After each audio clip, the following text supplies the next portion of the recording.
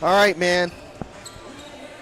Welcome back inside of Citadel High School for the 4th annual anti-racism tournament. We are on to the afternoon session. This is the championship final in the 7 to 9 female competitive final. That is, it's Jody Brown on full display. Both teams are Jody Brown Team 2 and Jody Brown Team 3. Team 2 will be wearing red. Team 3 are in gold. As this final is underway in the grade 7 to 9 division, 1-1 is the score.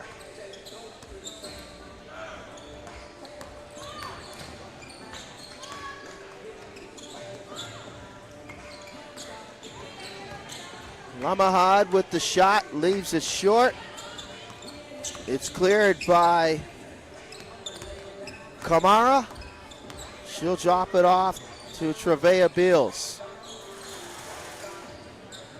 Olivia Martin with it now. Back to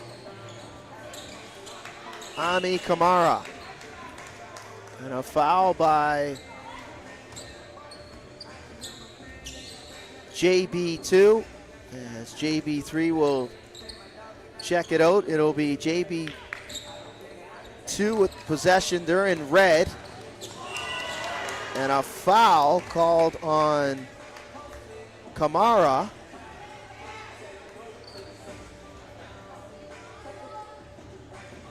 So JB2 will have possession. Here's Alugu. Alugu off the drive. Can't get it to go. Last touched by JB2. It'll be JB3's possession.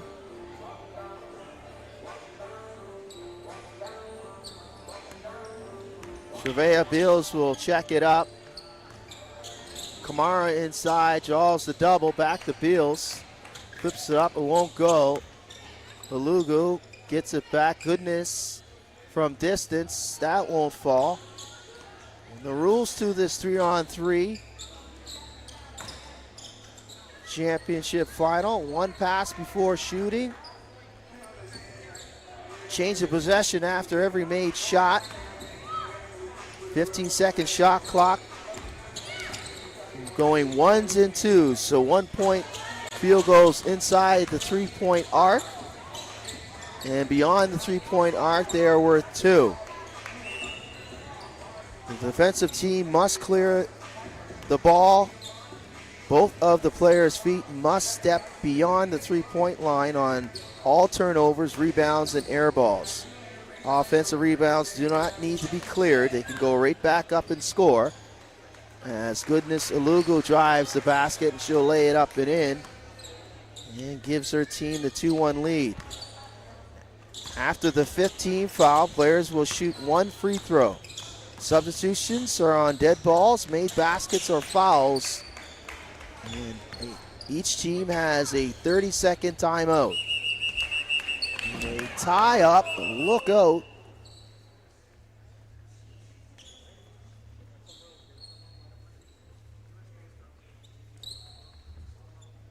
It's a fight for the basketball here and shaking up on the play. And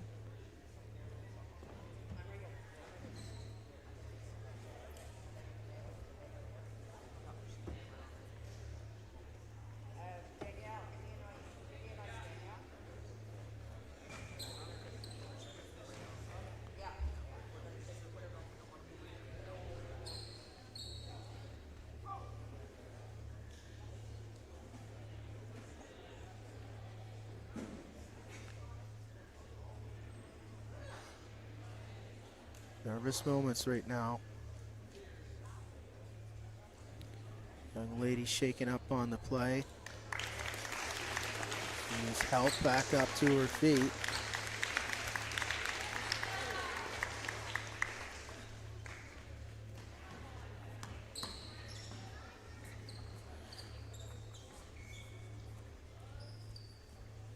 Jody Brown, one of the major sponsors for both of these teams. Helping the young lady off.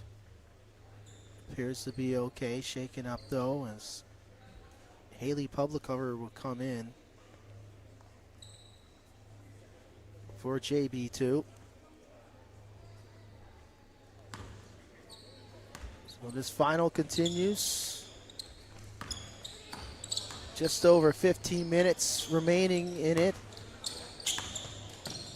JB2 leading it 2-1.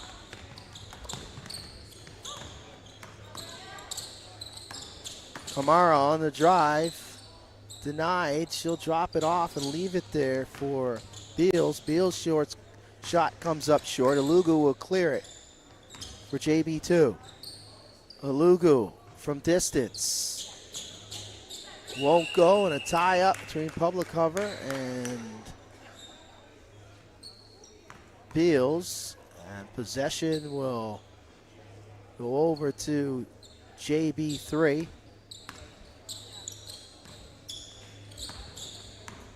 Here's Beals on the drive. Flips it up. Cleared out by Alugu. Alhaman on the drive, drops it off to Alugu. Alugu tries to force her way inside. Alhaman on the fake. That's off the glass. Picked up though by Kaitum. She'll drop it off to Goodness. Goodness now on the drive. Alugu, left hand not there. Cleared by Kamara. Beals from distance. Martin saved it on the end line, but saved it right into the open arms of a team on the opposite team. Alugu, that shot won't go. Alugu gets it back, and now Beals steals it away from Alugu. Martin's shot won't go off the glass. And it's cleared out by JB2. Here's Alugu. Directing traffic. Alugu drives again. Left hand won't fall. Gets her own rebound. And Alugu is fouled by Kamara. We'll stay with JB2.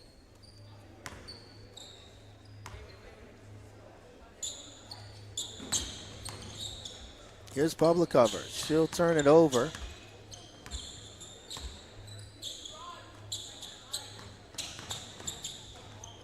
Beals on the drive. Rejected by Publicover. Cross-court pass is ripped away by Alugu.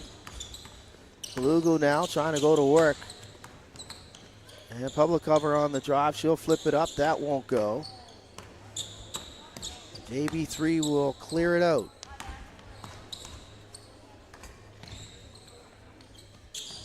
Here's Courtney Johnson. Johnson stumbles. Beals picks it up. And Alugu will chase down the missed shot by Beals.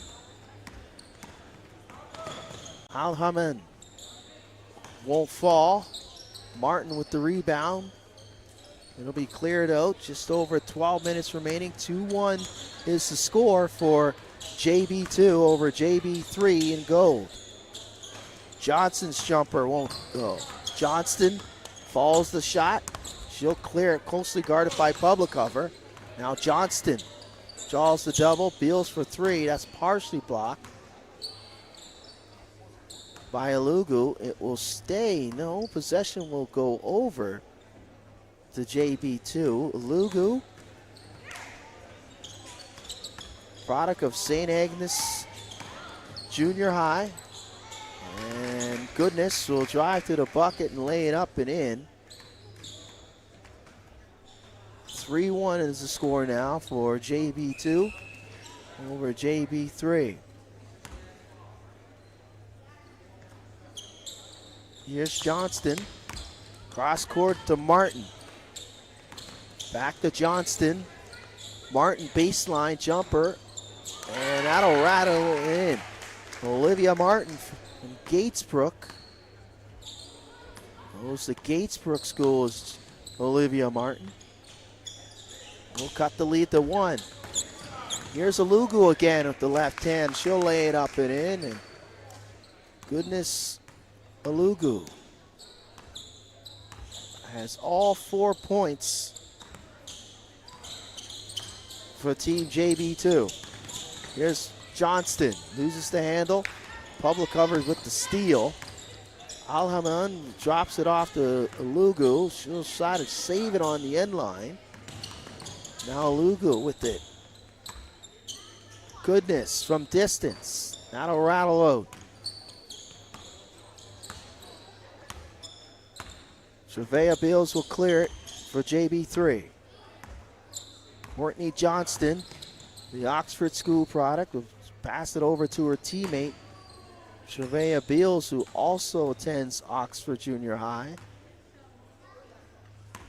As Beals' shot comes up short, possession will go back to JB2. Al-Haman leaves it there for Goodness. That's knocked out of bounds by Johnston. It will stay with JB2. Leading by 2 points here. Just under 10 minutes remaining. All championship finals this afternoon will be 20 minutes. And who's ever leading after 20 minutes will be declared the champion. In the event of a tie, we'll have a 2-minute overtime. Beals, baseline, won't fall. Alugu with the rebound, she'll clear it. Al-Haman on the drive, lays it up, won't go. Now Johnston. Here's Johnston on the drive, draws the double and fouled by Publicover. Haley Publicover will pick up the team foul. Publicover attends Halifax Grammar School. And Kamara will come back in. Kamara attends Elizabeth Sutherland. Here's Kamara. Martin goes to the bench for JB3. Surveyor Beals will flip it up and in. Cuts the lead to 1.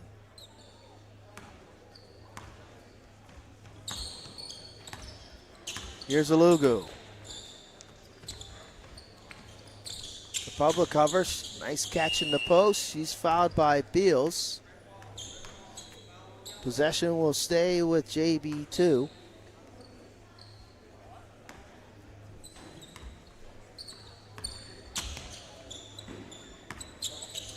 Alugu gets inside, puts on the brakes, leaves it short. Johnston will clear it for JB3. Cross court, the Beals. Beals' jumper won't go, but Kamara will chase it down. Johnston blocked by Alugu. Kamara once again finds the loose ball. And Beals' 3 comes up short. Possession will go back to JB2.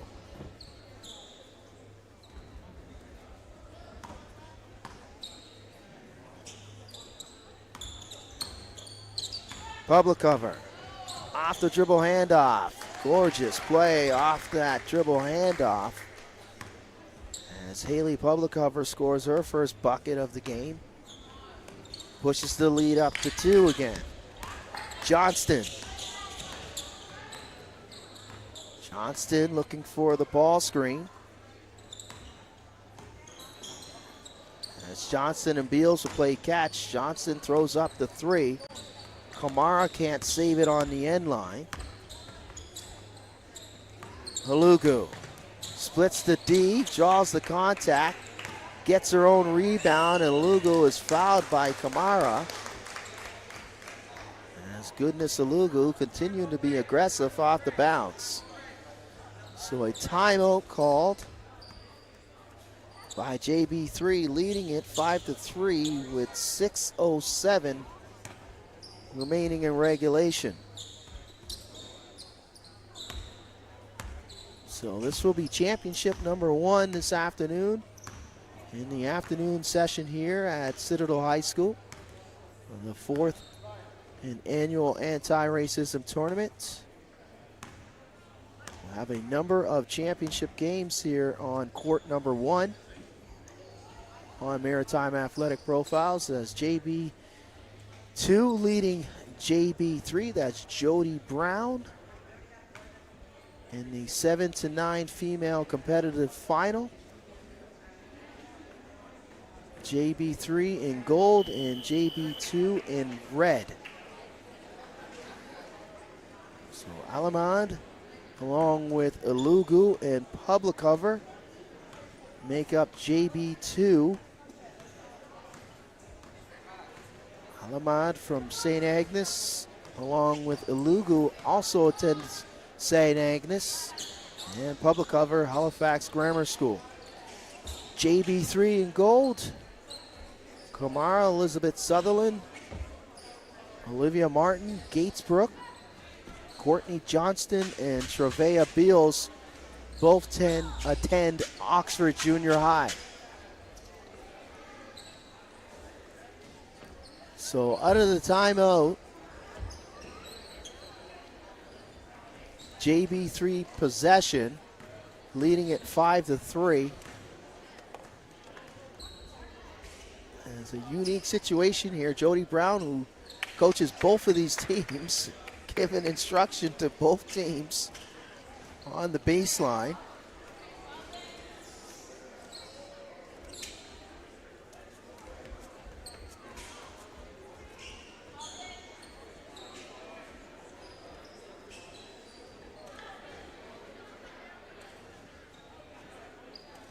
So a quick conversation with one of the officials on the baseline, John Hum. As Goodness Ilugu will check it up. I thought it was JB3's possession. Nonetheless, out of the timeout, it will be JB2 possession here wearing red. Here's Publicover. Drives baseline, cut off by Johnston. Alamad will drive on Martin, flips it up, won't go. Ilugu with another offensive rebound. Al-Hamad not able to get that one to fall. Ilugu steps back beyond the distance. That won't find the twine. Johnston will try from distance. Martin with the offensive rebound. Here's Johnston.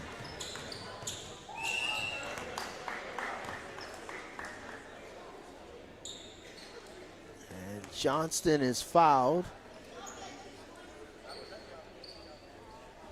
It'll be JB3's possession here. Kamara will check it up with Ilugu. Martin now.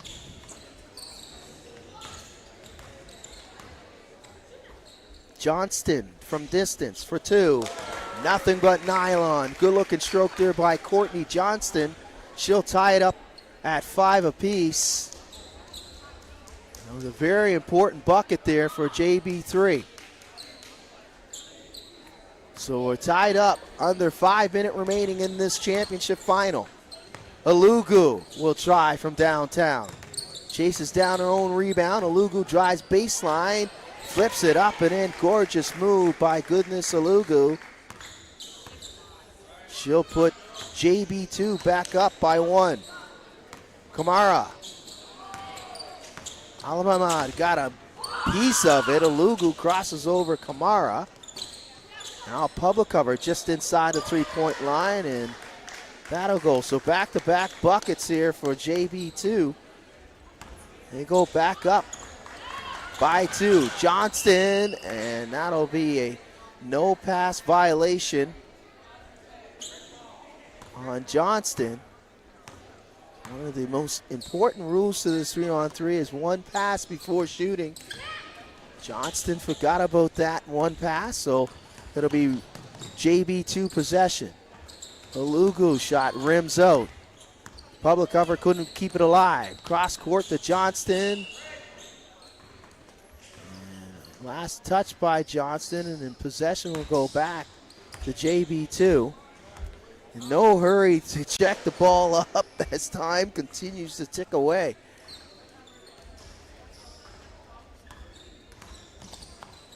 Here's Alugu from distance.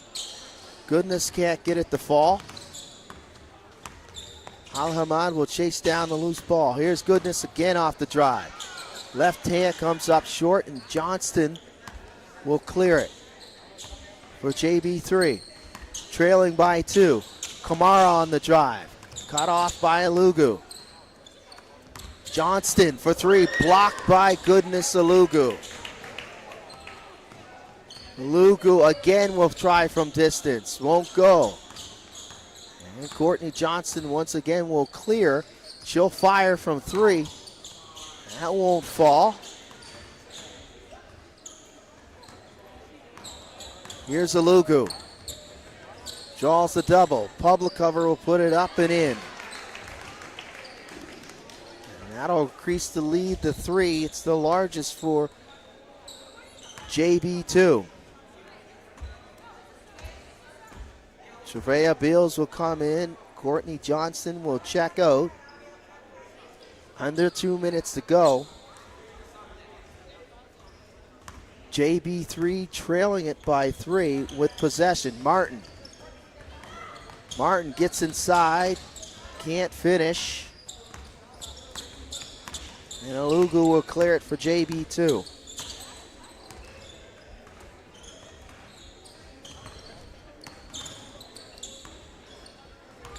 Here's Alugu from distance.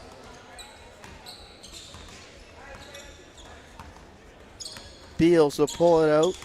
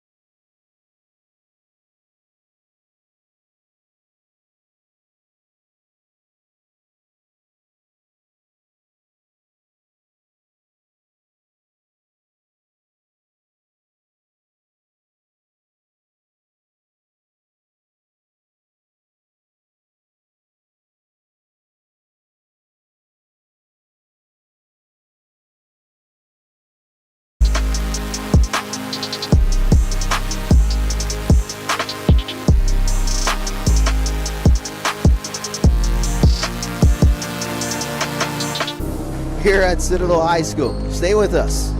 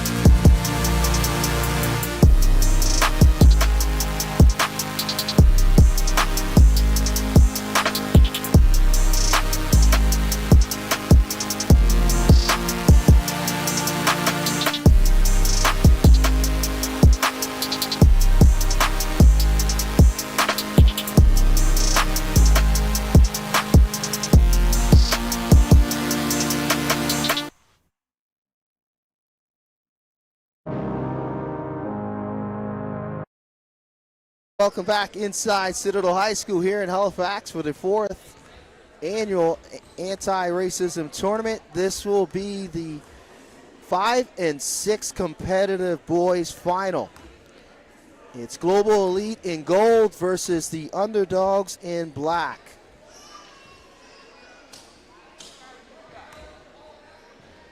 Chris Downey will be the official on this 3-on-3 5 and 6 competitive boys final.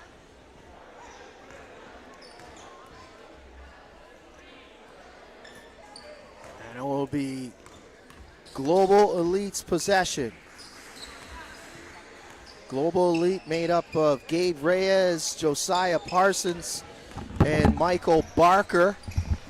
Here's Michael Barker. He was electric in the semifinal win to get to the final here. Had 9 of the 15 points was Michael Barker, the St. Stephen's Junior High product.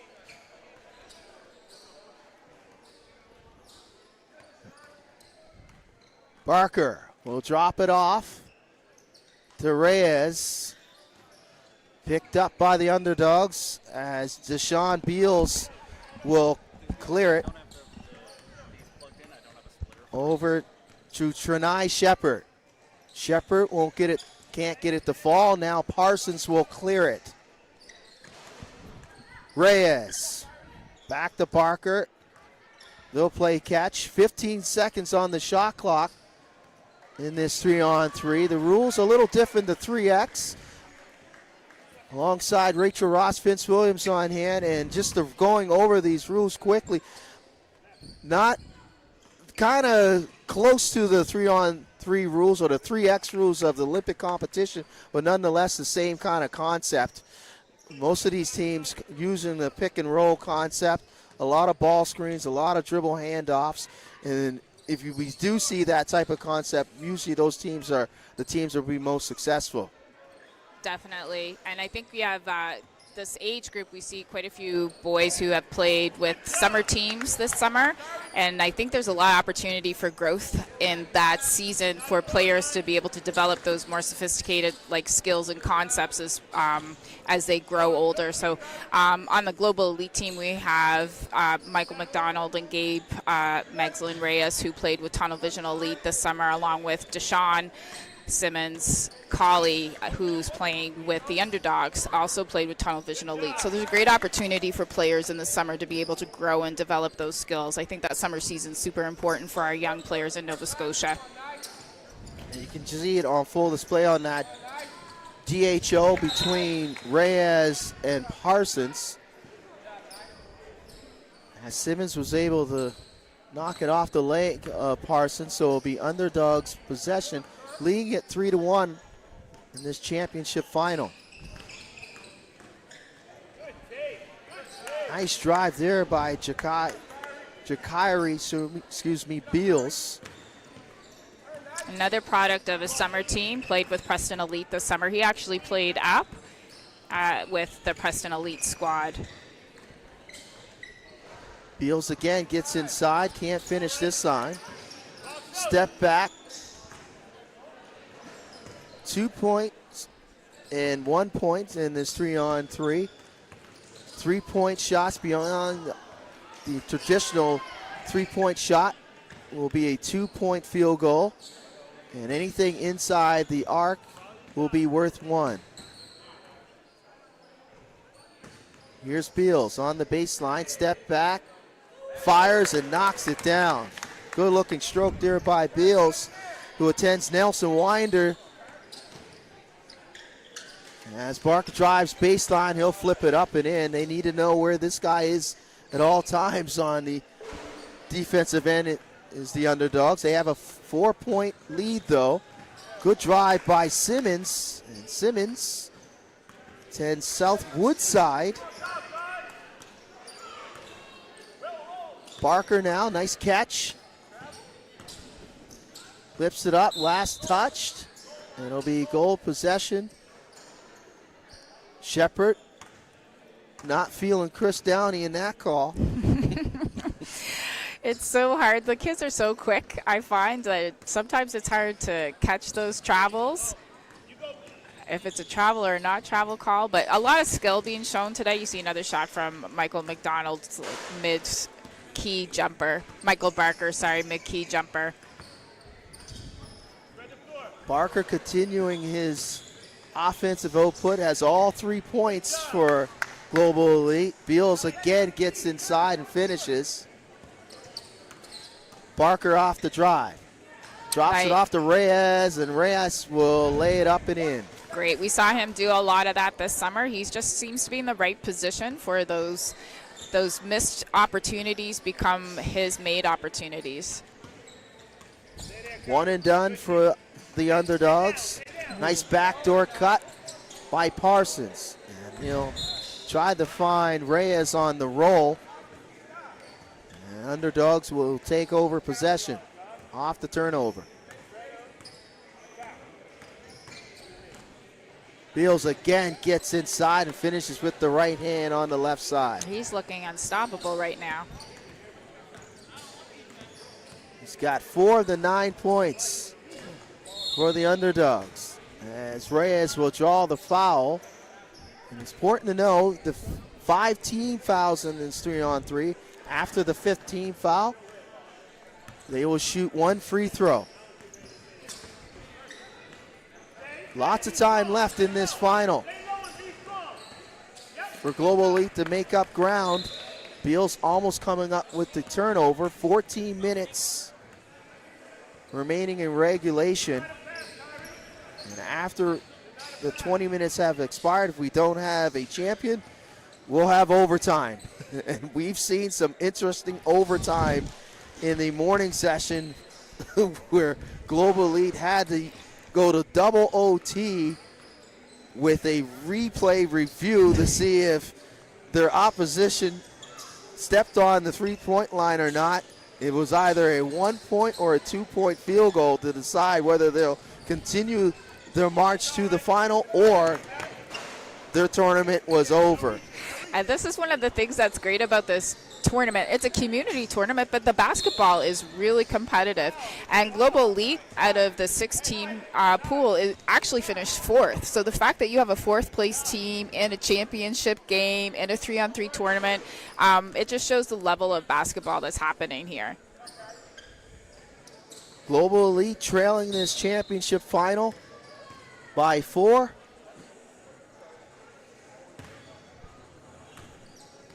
.13 minutes remaining in it. It'll be their possession. Barker will check it up with Beals. Parsons able to rip it away from Shepard. Shepard, though, pokes it away from Parsons.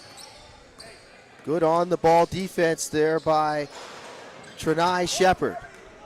Barker, step back outside from distance, won't go. One and done for Global Elite. Shepard will try from beyond the arc. That's out of bounds. Global Elite with another opportunity to cut into this 4-point deficit. Still lots of time left in this game for Global Elite to heat it up, and they definitely have the players who can do that. Josiah Parsons is able to find his way to the hoop. That's definitely a guaranteed couple of baskets. And Beals again, this time with the and one. Ja'Kyrie Beals putting on a show in this championship final. Increases the deficit to 5 for Global Elite.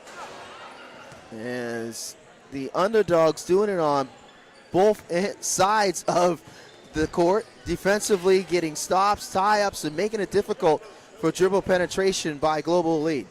That's tenacious defense, but they also are turning that into great offense. Another 2 points for Kyrie Beals. Or another 1 point, sorry. And Ja'Kyrie Beals again off the glass, off the right side. He is not given any time and space to Michael Barker. I think he was paying attention to that semifinal.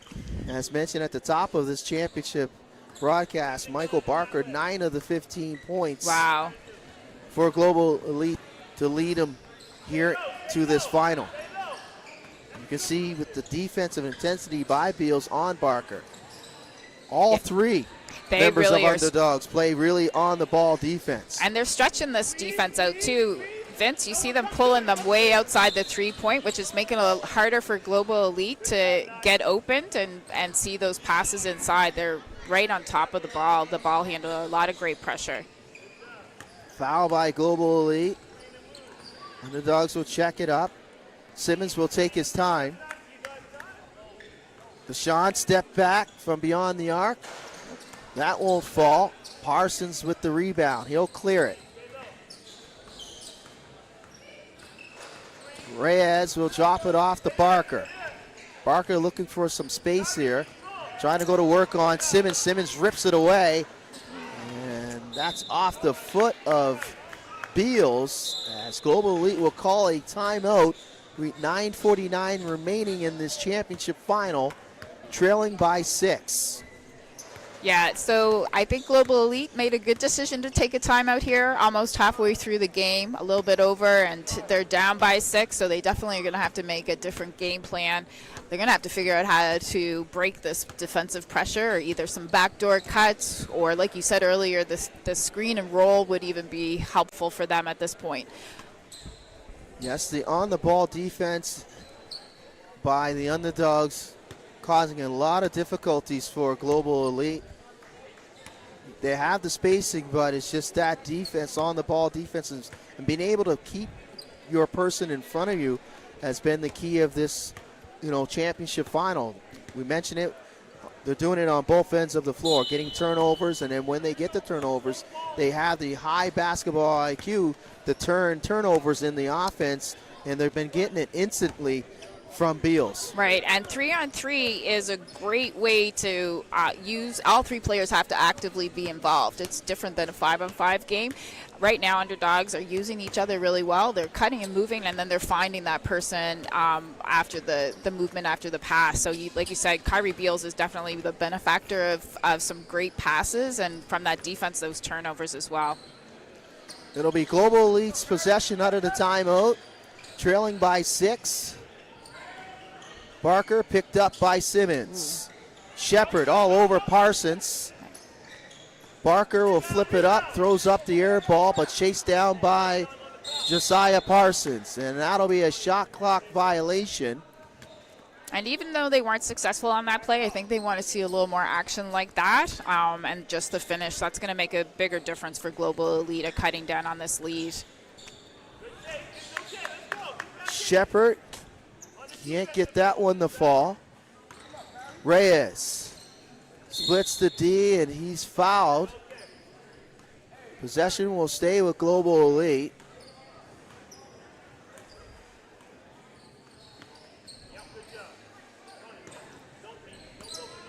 Parsons picked up by Shepard.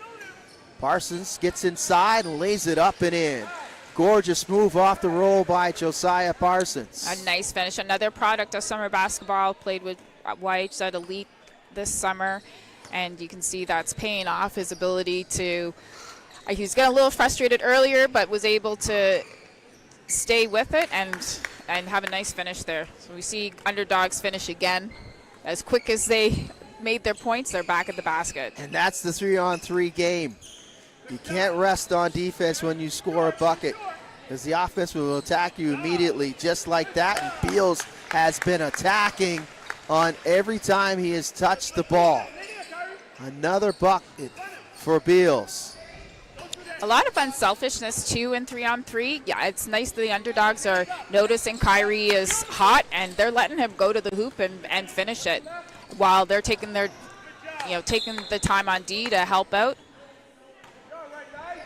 Parsons will lose the handle, but it's last touch by the Underdogs. Josiah Parsons, good summer for him, was named the team MVP for YHZ 12U. Yeah, he definitely was a factor.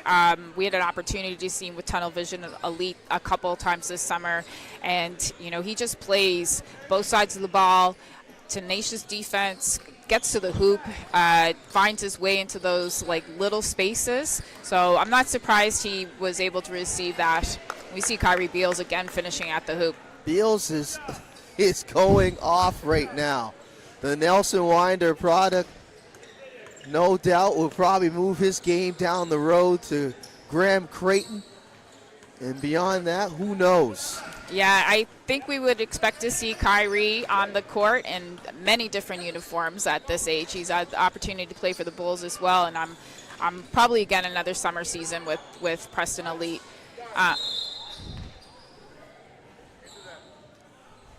So a tie up. It'll be Underdogs possession leading this championship final 14-6. Simmons will pull it out. So they're using good floor spacement here and still ends up. Oh. Reyes will try. That's off the glass. Simmons will gather it for the Underdogs. Here's Shepard now. Beals will survey. Reyes will give him space. Oh. And Beals has been getting it done off the dribble. Gets his own rebound. Shepard won't fall. Simmons with another offensive rebound for the Underdogs. And the Underdogs, to be exact, they are a smaller team, folks. It's not like they have a lot of size, but they are on this one possession, 4 offensive rebounds, as Beal's able to finish again at the rim. Yeah, even though they don't have the stature that Global Elite does, they are playing big. They're on the boards, playing defense up front. We see a finish there. That's a good finish from Parsons, but they're definitely playing big. Parsons able to float it in the lane. Still a huge deficit here for Global Elite. Beals again to the rim. And once again, fighting for that 50-50 ball is Beals. Parsons this time able to win the battle for Global Elite. Now Parsons picked up by Shepard. Gets inside, and it's off the knee of Josiah Parsons. Possession will go over to the Underdogs. Just under 5 minutes remaining in this championship final. Underdogs still leading. 15-7. Global Elite's going to probably have to pick up the defensive pressure too and maybe cause some turnovers and see if they can capitalize off that. I don't think giving them the space right now is going to help. The Underdogs are seeming to find those openings. Beals loses the handle. Parsons fighting for the 50-50 ball, and Beals unable to gather it. Rolled on the sideline, so it'll be Global Elite's ball. Ooh. Reyes, nice spin. Yeah, that was a nice move. Didn't finish, unfortunately, but nice footwork. Last touched by the Underdogs. Global Elite will retain possession. Here's Reyes, backs down Beals. Gabe gets his own rebound, flips it up, won't fall. And Parsons, able to find a loose ball, will be fouled by Shepard. Possession will stay with Global Elite. Here's Barker. Parsons with the offensive rebound. Parsons drives right to the front of the rim, and he's fouled, and this time it will be the 5th team foul committed by the Underdogs. And Josiah Parsons will shoot one. Parsons, the Rich Cliff product, will miss the free throw. Simmons with the rebound. Deshaun in no hurry to get into his offense. No, they only have 15 seconds to score, but it is in their best interest to take some of the time off this clock. Beals from distance. That'll rim out. Barker now. Reyes, 10 on the shot clock. Barker on the drive, and Barker's fouled, and Michael will shoot the free throw. So this works in their advantage that they're in foul trouble or bonus right now, so one shot each time they keep taking it to the hole. You have to finish on these. Don't have much time though. Time continue to run. Straight time here. With 2 minutes remaining in regulation. Another missed free throw. And another opportunity to cut into this deficit for Global Elite. Reyes off the miss from Simmons. Parsons got to hurry. Barker picked up by Simmons. Nice Really backdoor good pass. cut. Ooh. Parsons unable to finish with the left hand. Shepard from distance.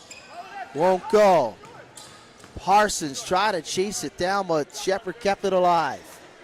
Both teams working really hard right now, the last minute and 20 seconds. Here's Simmons. Nice cut by Beals. Beautiful pick and roll between Simmons and Beals. Just great ball movement. Reyes trying to find Parsons' back door. Picked off by Simmons. Under a minute to go. Barring a miracle, the underdogs should capture the championship here.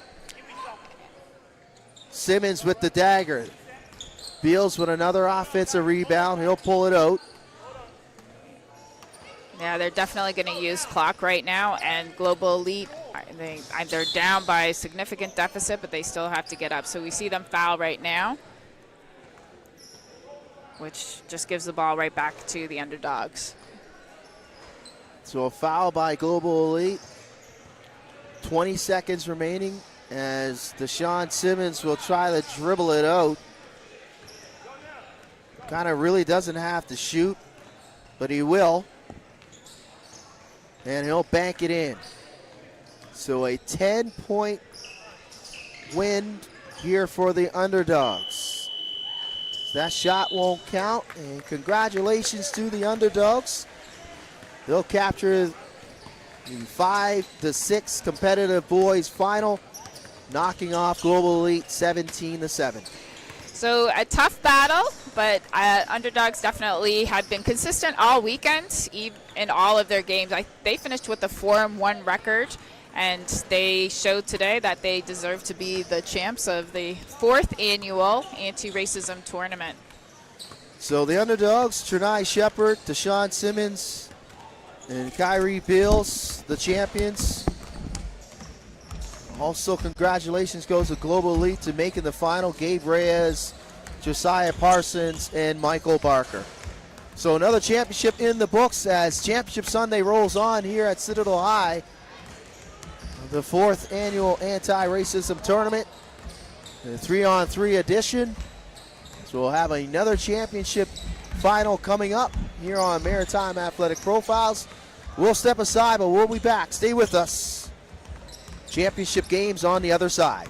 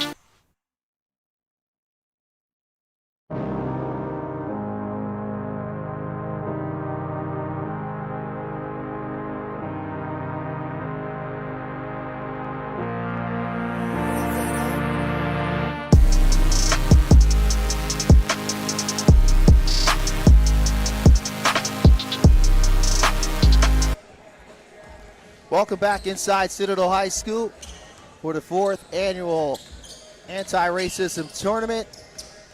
Vince Williams on hand and the entire Maritime Athletic Profiles crew. This is the 11 to 12 female competitive final between Thunder and Core 4. Thunder in blue, Core 4 in black.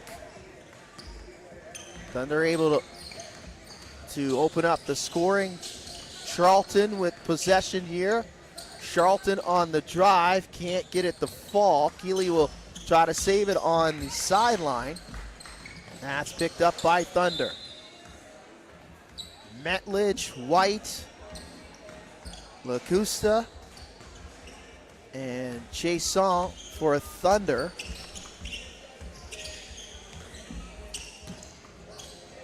Nice catch inside there. Able to convert was White. Here's Mumbercat. Sherlock, Charlton, and Santamaw will make up the team for Core 4. Santamaw will try to clear it. Charlton is blocked, picked up is Charlton. She'll drop it off to Mumbercat. Mumbercat gets inside.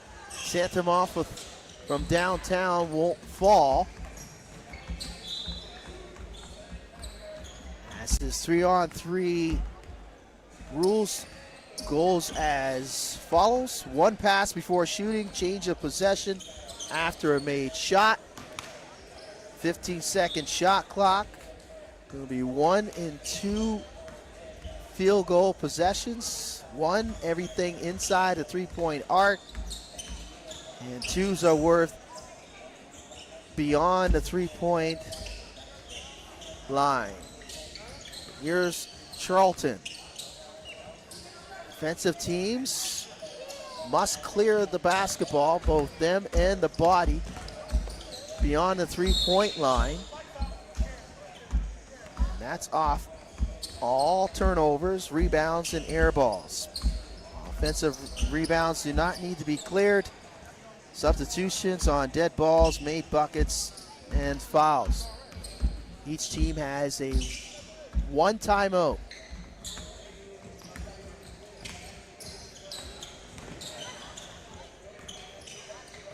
Just over 3 minutes gone here in this championship final. Both teams looking for their first buckets. That'll rim out.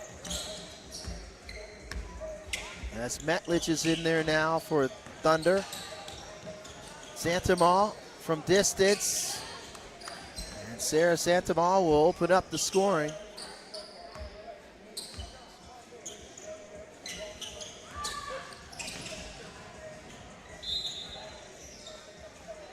Last touch by Thunder. Possession will go over the Core 4. Mumbercat. Santamaw.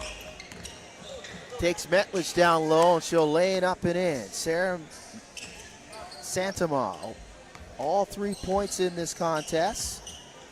Played her summer ball with Kia Nurse Elite is Sarah Santamaw. Nice dribble handoff there, unable to get it to go was Shulock. Jesslyn Shulock played her summer ball with Evolution, along with her teammate Charlton, who also played for Evolution. As mentioned, Santamaw with Kia Nurse Elite and Mumbercat with Basketball Nova Scotia. Shulock. Metledge back outside. Thunder looking for their first field goal. Trailing 3-0. Here's Metledge. Got it. Knocked down a one-pointer, had a foot on the three-point arc was Metledge. Metledge will go to the bench for Thunder.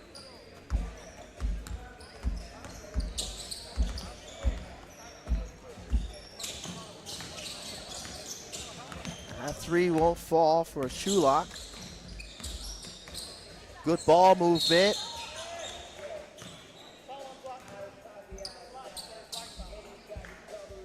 Core 4 foul there. Jason. That jumper won't go for Priya. Cross court to Charlton. Charlton crosses up Jason, and she'll draw the foul. Another team foul on Thunder. Possession will stay with Core 4. Leading it by 2.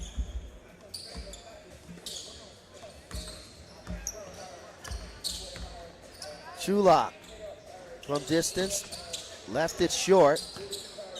Thunder will clear. Chason on the drive, and she'll lay it up and in. Cuts the lead to 1. Good looking drive there by Sadie Chason.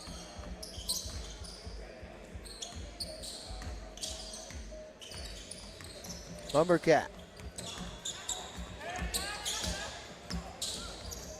There's Chulak.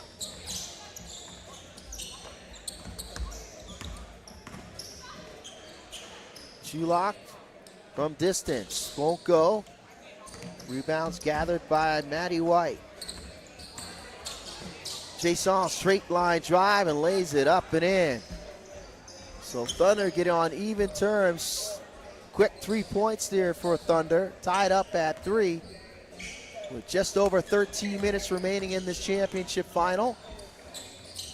Charlton can't finish at the rim.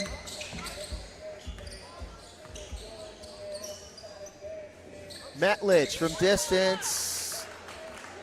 As Talia Metlich will put Thunder up for the first time in this contest by 2.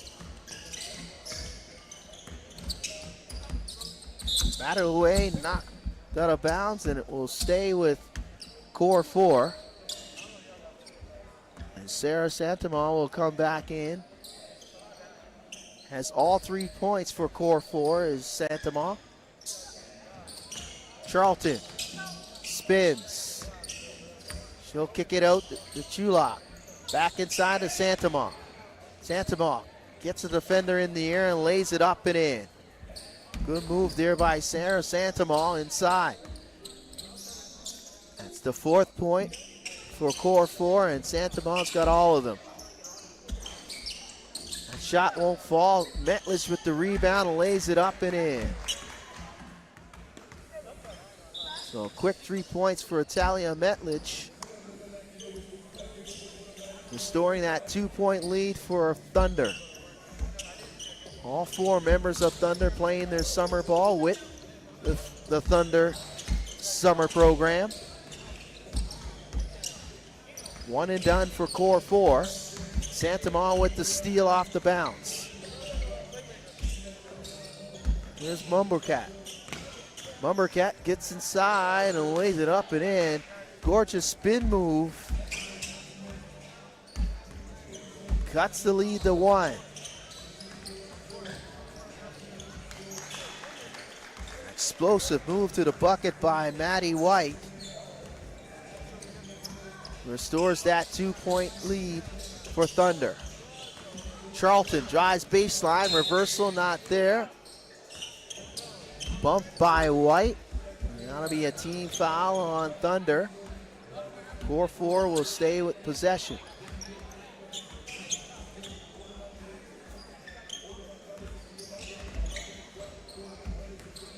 Santama picked off by White.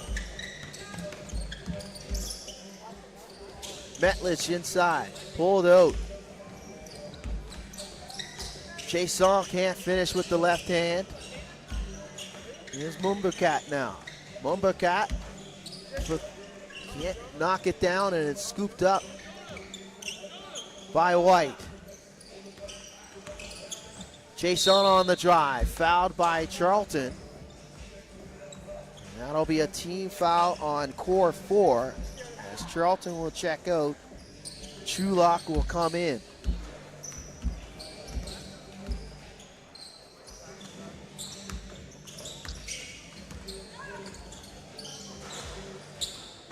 Metlich from distance. Santama will gather the rebound.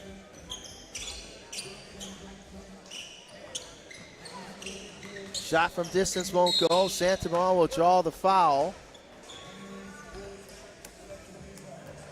On the 5th team foul committed by both of these teams. They'll shoot a 1 free throw on every foul after. Santama chased down the loose ball, tips it out to Mumukat. Floats it up, left it short. Metlich with the rebound. Here's Metlich on the drive.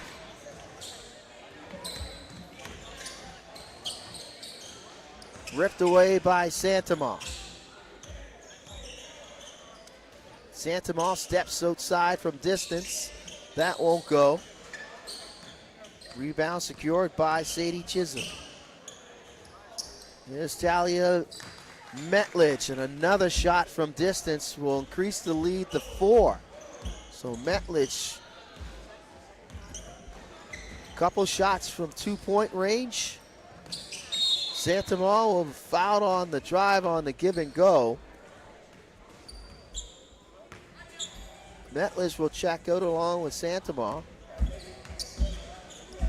Charlton and White come back. Shulak won't fall.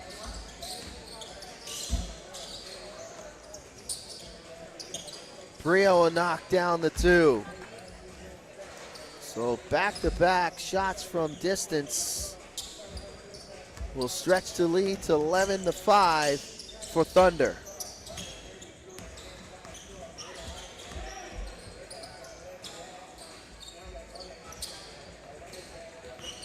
Here's Shulak on the drive.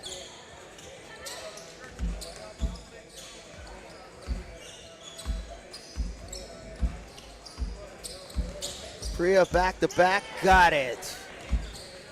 Back-to-back shots from distance. As Thunder starting to pull away here. Under 8 to go in this final. Core 4 trying to find some answers offensively. Charlton is blocked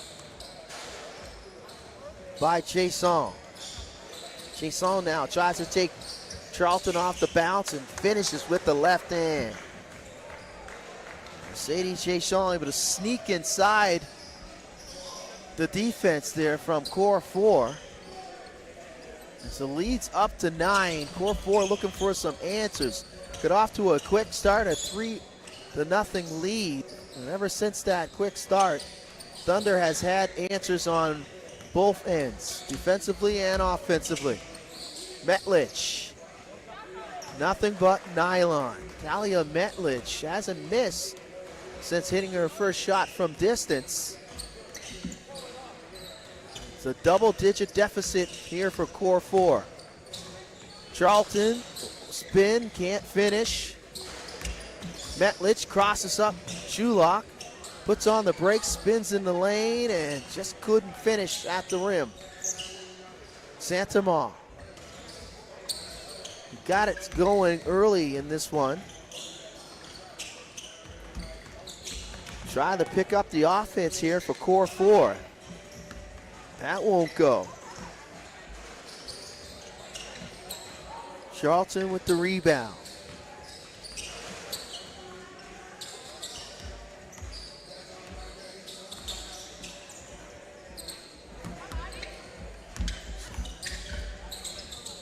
White with the steal. Shot from distance won't go. Metlich again, nothing but sweet nylon. Talia Metlich putting on a show from distance and the mid-range. She has been outstanding in this championship final.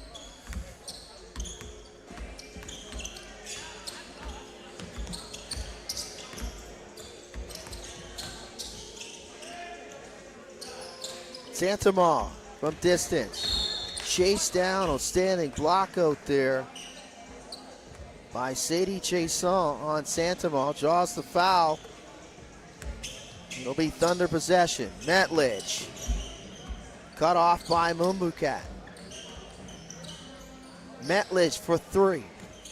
Won't go. Picked up by Santama. Now Core 4's got to get busy here offensively. Just can't find that offense is Core 4. Jason bumped by Santamon. Metlish cutting to the rim, and that'll be the 5th foul committed by Core 4. And Stalia Metlich will shoot the 1 free throw.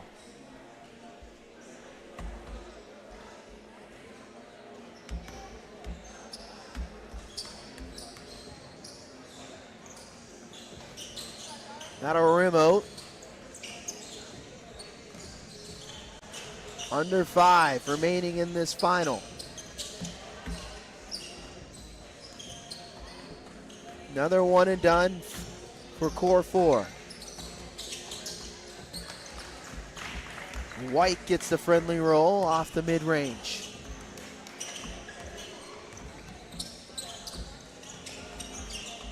Santamon. Charlton inside. That's knocked away by White. Charlton now spins. Right hand not there for Charlton off the spin move. Metlich try to cross up Mumbercat.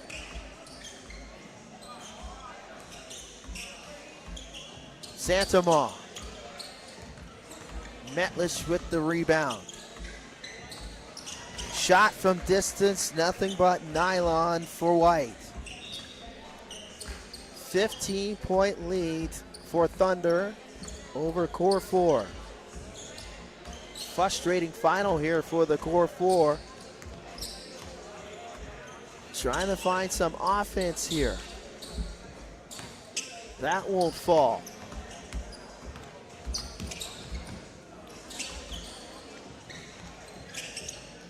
Metlich. Partial block there, good closeout by Core 4. Mumbercat. Chulak. And that'll knock down as Jesslyn Chulak able to knock a shot down from distance. Breaks up that 15-0 run by Thunder. Jason gets inside, kicks it out to Metlich.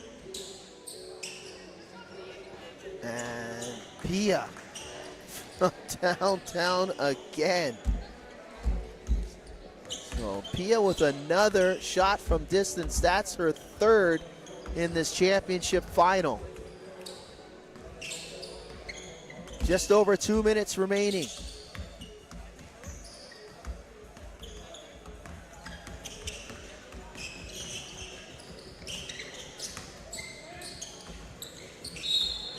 Santamon is fouled by Jason, as that'll be the 5th team foul committed by Thunder.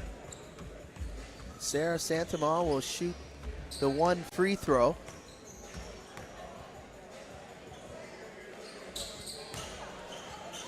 Still live ball. Santamon trying to get off on a substitution, but you can't substitute during live ball action, only on dead balls, made buckets, or fouls.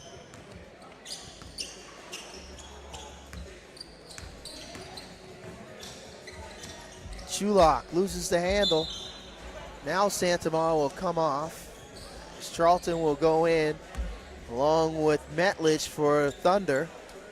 Under a minute to go.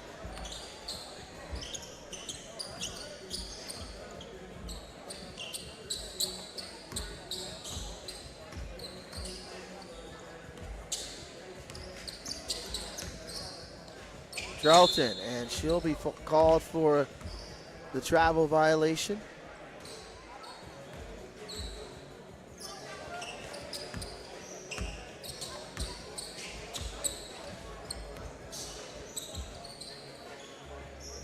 Metlich, that'll rim out.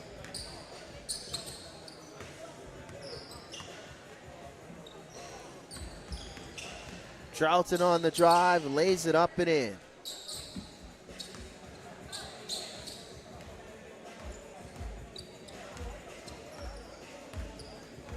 So Thunder will capture the championship. They'll defeat Core 4 22-8. So congratulations to Thunder, Talia Metlich, Maddie White, Pia Lacusta, and Sadie Chason. Congratulations also to Core 4 making it here to this final. As Thunder able to capture the 11-12 female competitive championship. So once again, we'll step aside. We'll be back for another championship final here on Maritime Athletic Profile. Stay with us.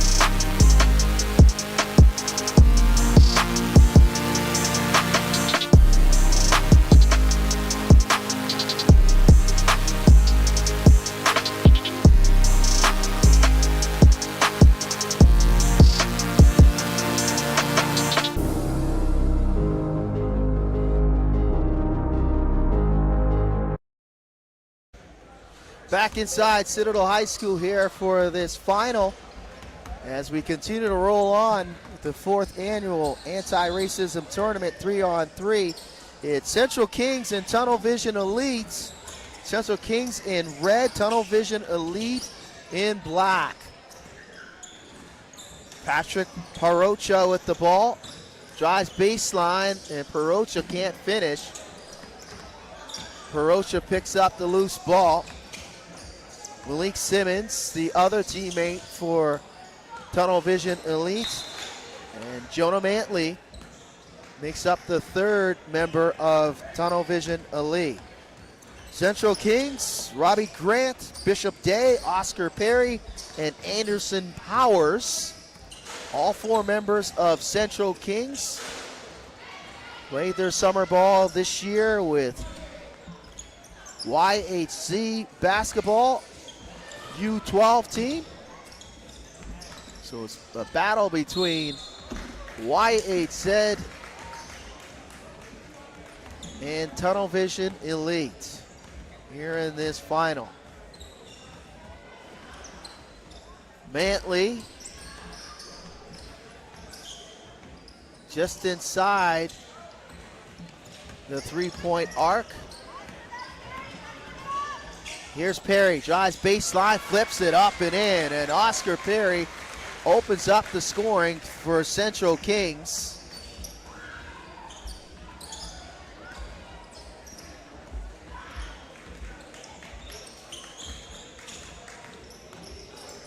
Simmons on the drive, and he's fouled by Perry. And that'll be the first foul committed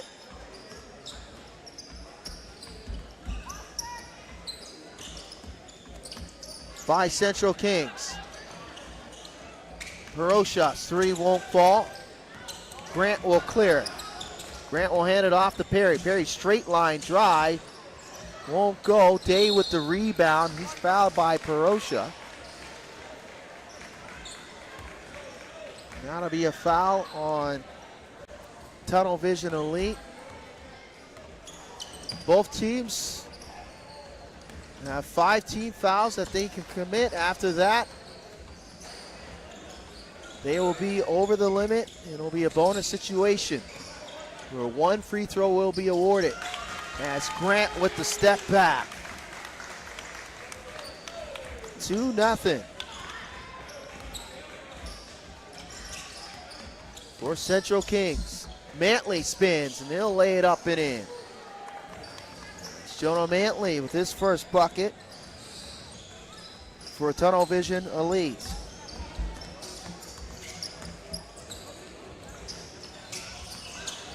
Perry flips it up. Day try to keep it alive. Last touch by Simmons. And possession will go over to Central Kings.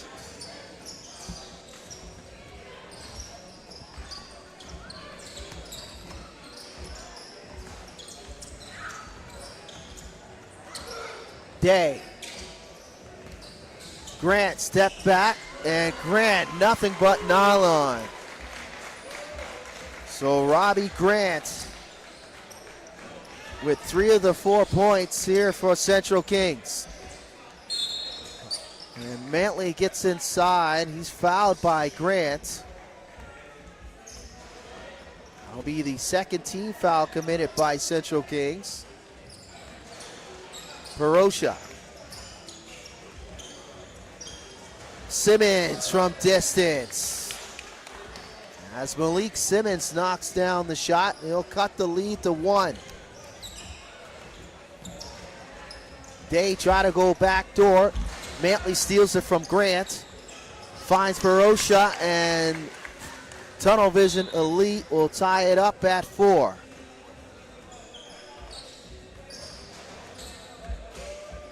So Anderson Powers will come in for Oscar Perry. Nice backdoor cut by Day, blocked by Perocha from behind. Loose ball, ripped away by Perocha. Simmons will pull it out. Simmons will fire, and Simmons knocks down the jumper just inside the arc. So Tunnel Vision will take their first lead of this final.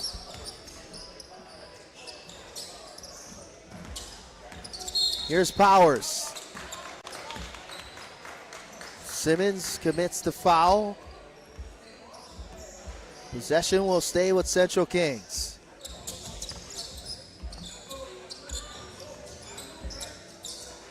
Day off the back screen. Day lays it up and in. Nice finish with the left hand by Bishop Day.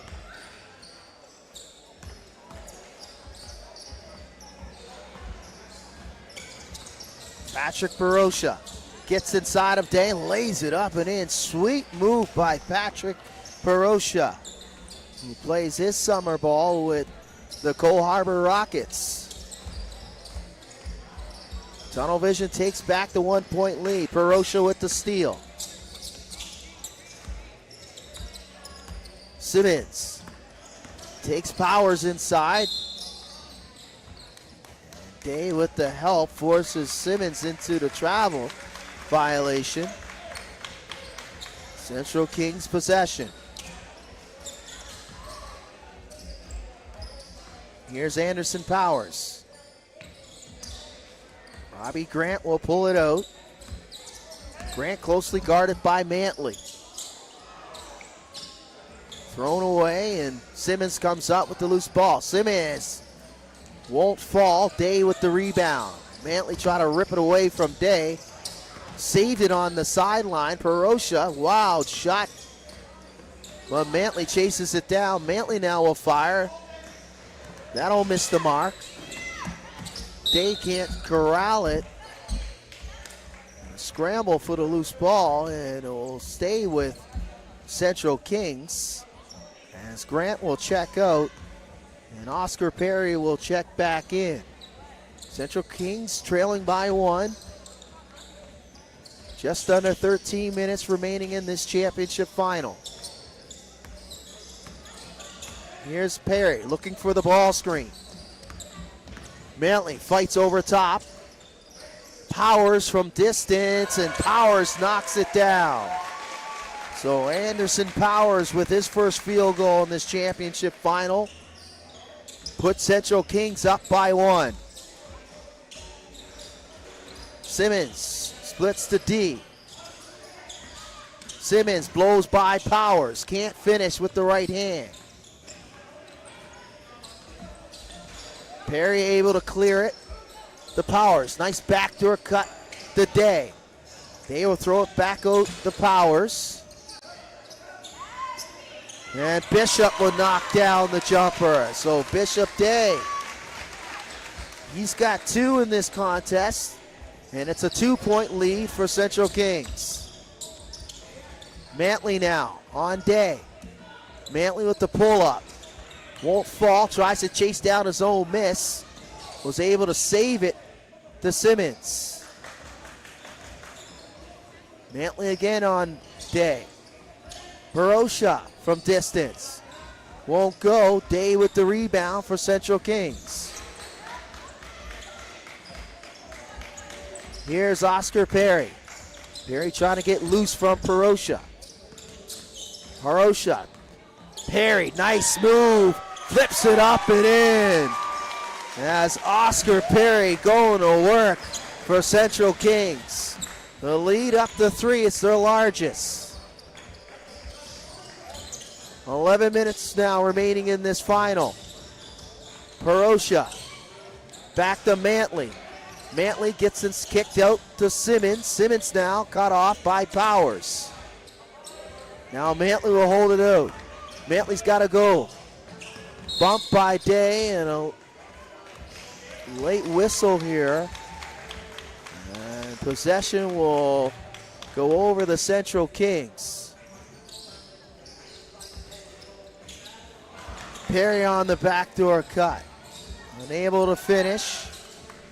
Simmons bottled up by Powers in the corner. Now Mantley will pull it out. Under 10 to shoot. Barosha crosses up Perry. Takes him to the rim. Drops it off to Mantley, and Mantley will put it up and in. So Tunnel Vision Elite able to break up the 3-0 run by Central Kings. It's a 2-point lead. Day, pull up, got it. And Bishop Day with the 12-foot mid-range jumper. He's got 3 of the 10 for Central Kings. Simmons from distance, won't go. Day with the rebound, and Powers will clear. Here's Day on the drive with the left hand, and will lay it up and in. Bishop Day with 4 of the 11 now. Mantley on Day. Drives, gets inside, count it, +1. And it will be no +1. I got a little ahead of myself, but Mantley will get the shot. Possession will go over to Central Kings. As Day cuts back door on Perosha, and he'll lay it up and in. And Central Kings taking full advantage of the overplay on the wings by Tunnel Vision Elite. As Bishop Day with 5 of the 12 points. Perosha plus the foul. That's Patrick Perosha. Cuts the lead back to 3. Lots of time remaining here in this final. Central Kings leading it 12-9. Day, a force with that left hand inside. As Bishop Day with his 6th point in this championship final.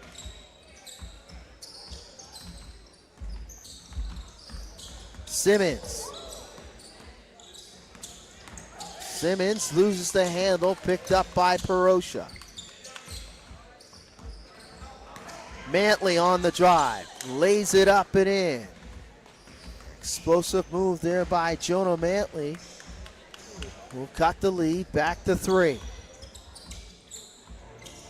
Perry, backdoor the Day. Right hand there. As Tunnel Vision Elite once again overplaying on the wing. And Bishop Day has been eating in this championship final. Mantley's jumper got the friendly bounce.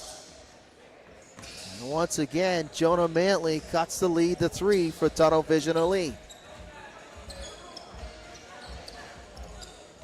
Powers tries to go backdoor, denied by Simmons. Powers. Chased down by Perry. Here's Oscar Perry. Bumped by Simmons. Day able to corral it. Out to Powers from distance. Nadarimo. Day with the offensive rebound. Bishop blocked by Perosha. Gets it back and lays it up and in. As Bishop Day continuing to be very effective offensively.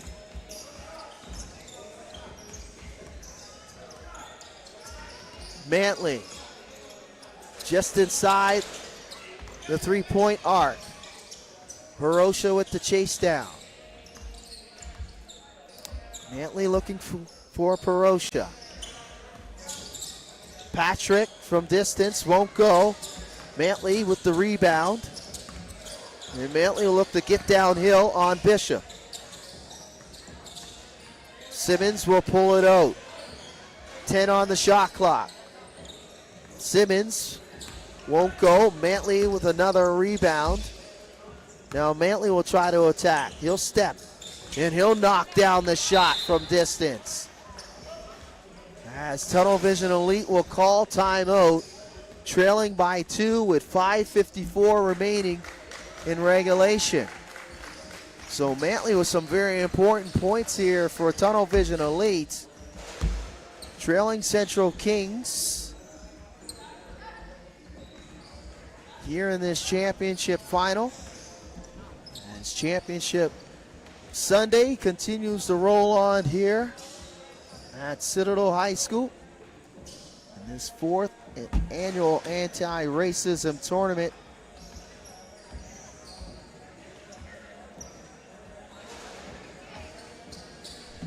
Both teams getting some very important hydration in this timeout.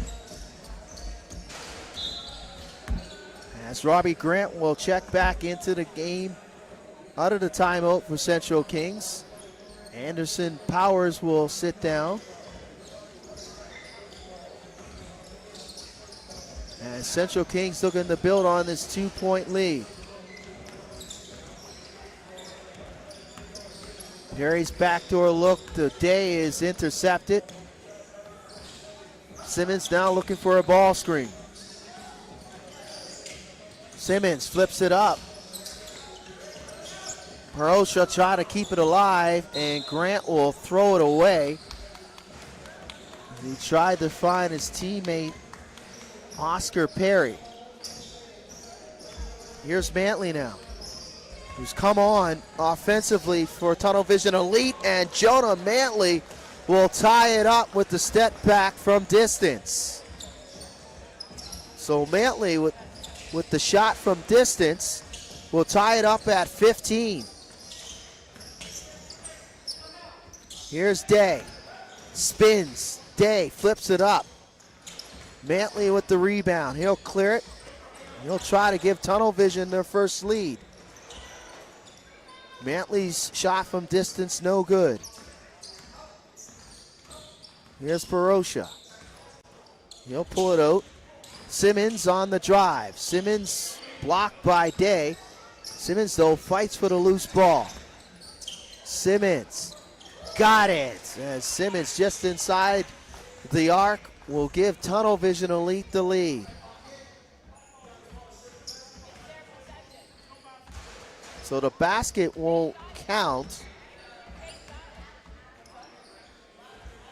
as Tunnel Vision Elite didn't clear the three-point arc, but they'll retain possession. Here's Mantley, who's been on a tear. Mantley spins, can't get it to fall. Good double team there by Central Kings. Grant's jumper won't go, and Simmons will clear it for Tunnel Vision Elite. Here's Malik Simmons on the drive. Simmons, shot won't fall. Last touch by Tunnel Vision Elite, and it will be Central Kings possession.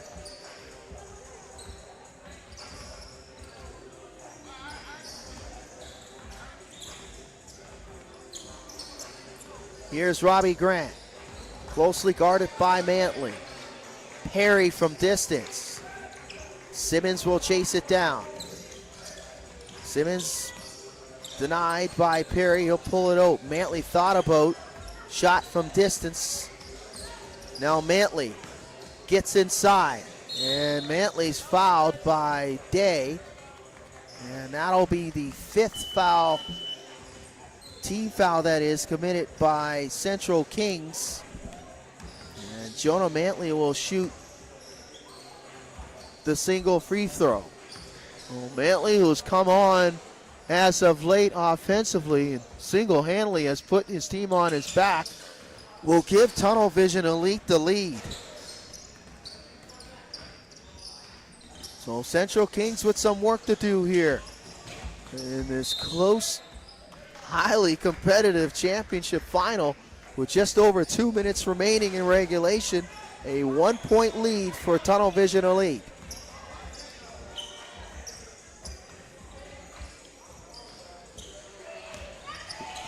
Here's Bishop Day. He's got 8 of the 15 for Central Kings.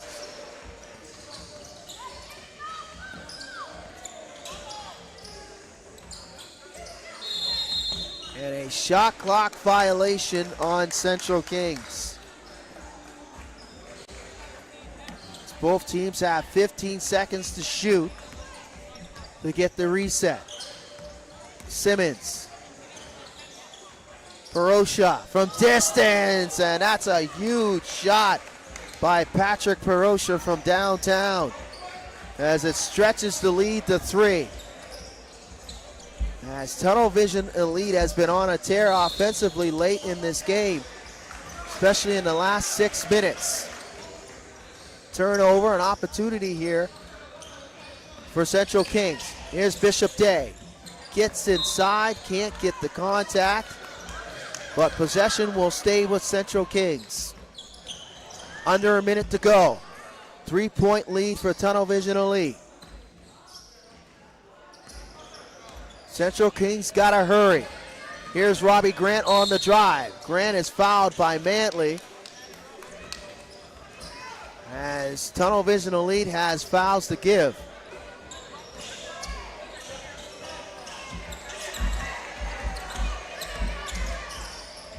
Perry now. Excuse me. The Grant thought about it, gives it over to Perry. A lot of time being taken off the clock here on this possession. Simmons will pull it out. Tunnel Vision Elite doesn't have to shoot, but Grant will foul Mantley. And Jonah Mantley will go to the free throw line to shoot one. As time will expire, and Tunnel Vision Elite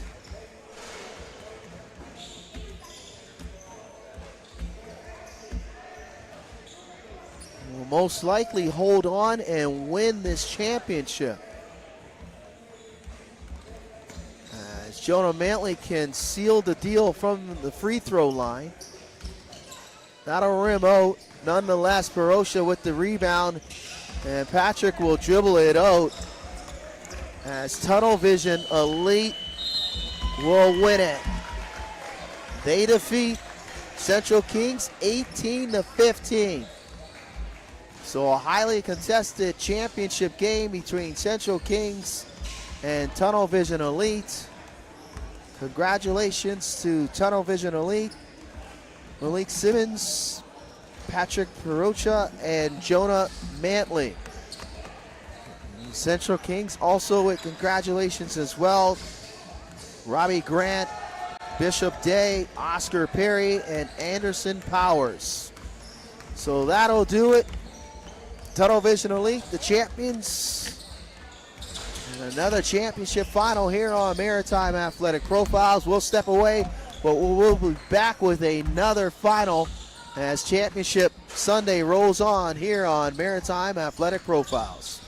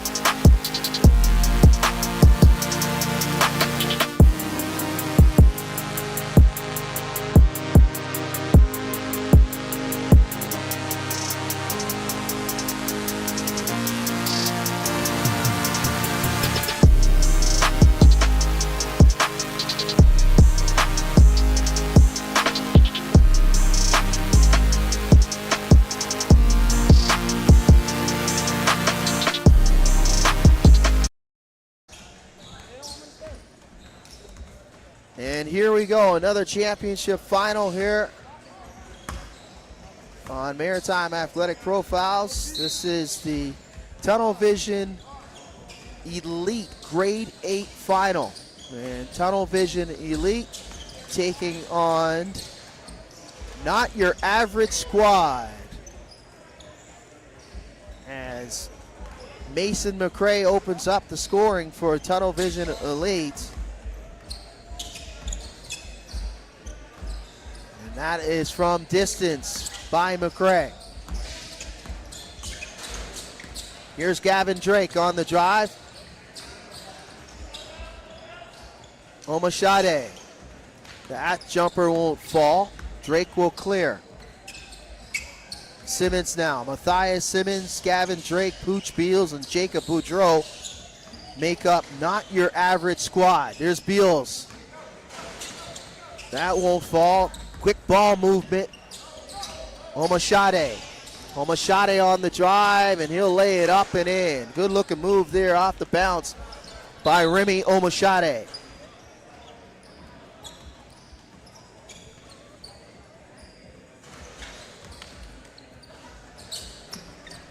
So a quick start here for Tunnel Vision Elite.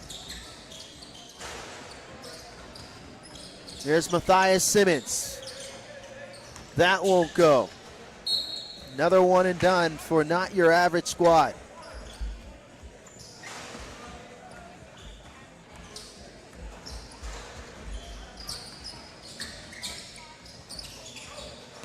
Isaiah Mosier pulls it out to Omashade. Mosier drives baseline on Drake, drops it off to McCray, and he'll lay it up and in. Good ball movement, back cut there by Mason McCray, as Isaiah Mosier will check out. Glendale Johnson will come in, the fourth member for Tunnel Vision Elite. Here's Gavin Drake on the drive. That's picked up by Jacob Boudreau, who's checked in for the first time. And Boudreau fouled by Johnson. And Jacob Boudreau, along with Gavin Drake, both played their summer ball for United Beyond Basketball. Pooch Beals with the basketball now. The Preston Elite product, as Boudreau keeps it alive. Here's Beals. Beals on Omashade. Boudreau spins on Johnson. Omashade gets inside, tied up by Beals. Boudreau spins on Johnson, and he'll draw the foul. It's Not Your Average Squad still looking for their first points here in this Tunnel Vision Elite Grade 8 Championship Final. Beals from distance, and that's a two-pointer for Pooch Beals. Cuts the lead in half. Beals with the steal, and fouled from behind by Mason McCray. And Mason can't believe it. As Manny states, the official of this championship final. It will be a team foul on Tunnel Vision Elite. Gavin Drake with the fadeaway. He'll cut the lead to one. Drake will sit down. Simmons will come in. But Not Your Average Squad. McCray also will check out for Tunnel Vision Elite. And Omashade will, and Isaiah Mosier will check back. Mosier able to save it on the end line and throws it off the body of Simmons. So possession will stay with Tunnel Vision Elite.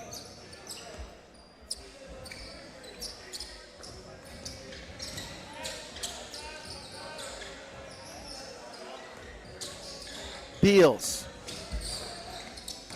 Spins, Beals. Knocked away, try to save it on the end line. Standing defense there by Remy Omashade.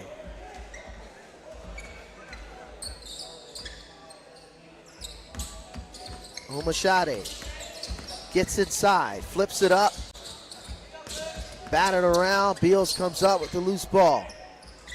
Matthias Simmons from distance. Omashade chases down the rebound. And Simmons will commit the foul.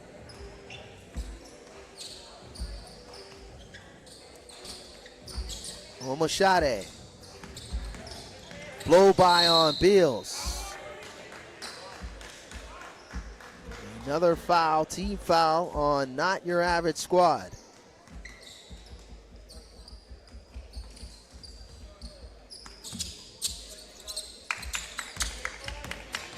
Johnson on the drive.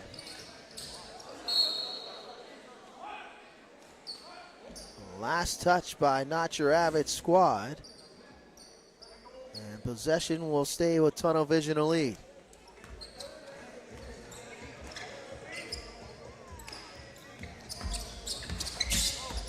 Omashade. Johnson baseline jumper there.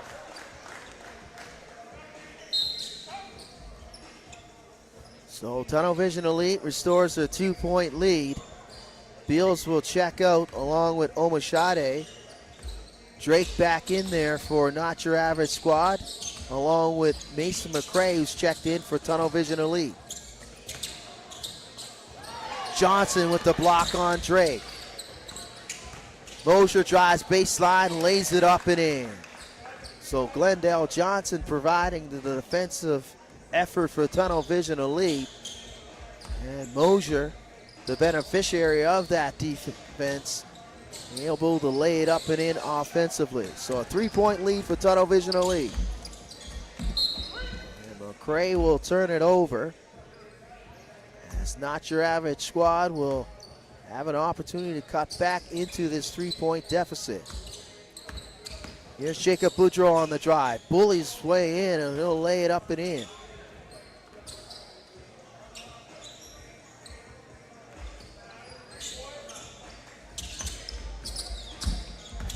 Here's McCray. Johnson. Left hand there. Good looking move there by Glendale Johnson off the bounce.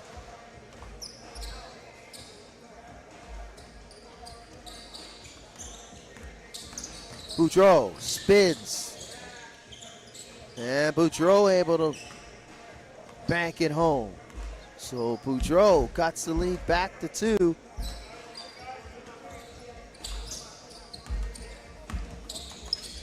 McCray off the curl. Picked up by Drake.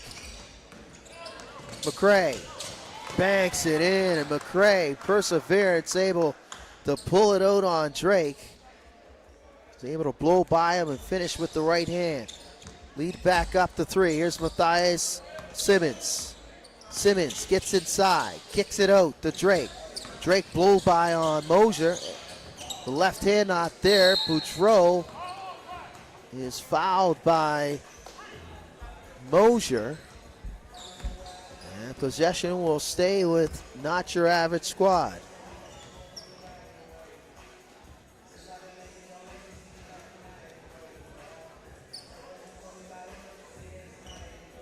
Just over 11 minutes remaining in regulation. Simmons got it from distance. Matthias Simmons, his second 2-pointer in this final, cuts the lead to 1. Here's McCray. Mason McCray, splash. And McCray able to get back those 2 points. Lead back up to 3 for Tunnel Vision Elite. Drake loses the handle, able to keep it in play. And a tie up.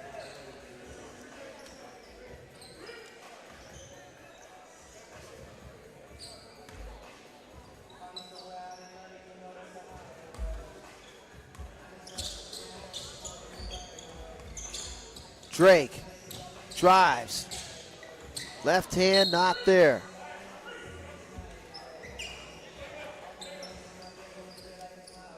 So Boudreau will check out. Beals will come back for not your average squad.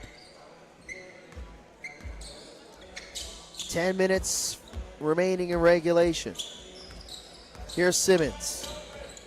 Trying to go one-on-one with McCray. McCray there step for step. Beals now will try to go work on McCray, and he'll lay it up and in. Nice looking power move there by Pooch Beals.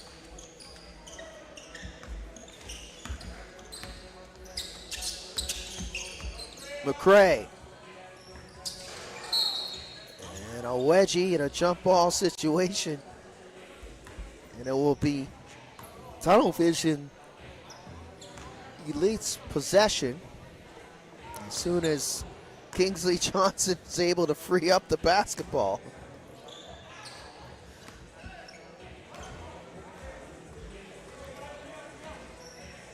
Omashade will check back into the game here for Tunnel Vision Elite. Johnson will go to the bench. Here's Simmons. Cross court to Beals. Beals will survey and he'll drop it off to Drake. Drake on the drive. Knocked away by Omashade. Mosier cut off by Beals.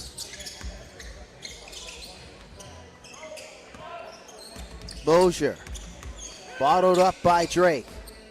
Omashade straight line drive. And Omashade will be forced into the travel violation by Pooch Beals. Boudreau will check back in. Drake will go to the bench for not your average squad, trailing by 2. They can get within 1 or tie it up here at 10. Boudreau tied up. Somehow Simmons was able to gather the loose ball. And this last touch by not your average squad. As Tunnel Vision Elite will take over with a 2-point lead, that is. Johnson has come back. Johnson spins in the lane.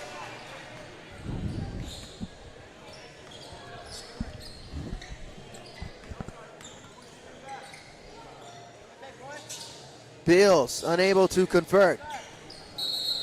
He'll try to save it on the end line. And it will be Tunnel Vision Elite's possession, leading by 2. Just over 7 minutes remaining here in this final.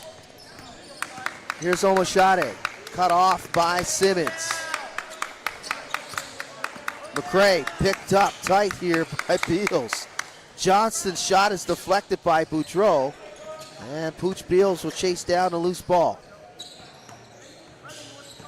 Boudreau on the drive, splits the D, but Johnson ties him up and rips it away.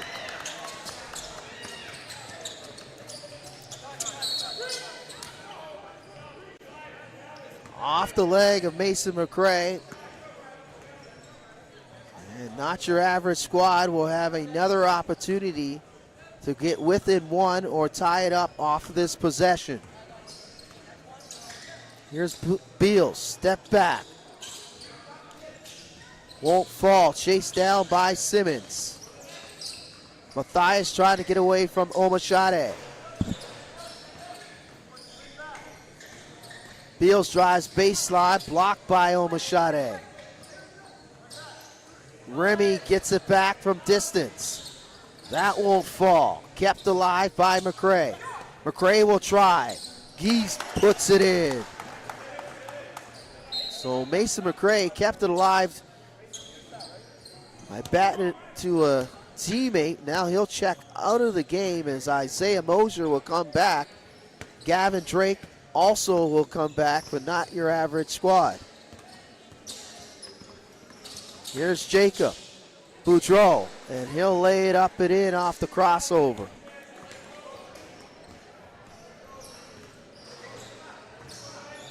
Back and forth we go here in this final between not your average squad and Tunnel Vision Elite.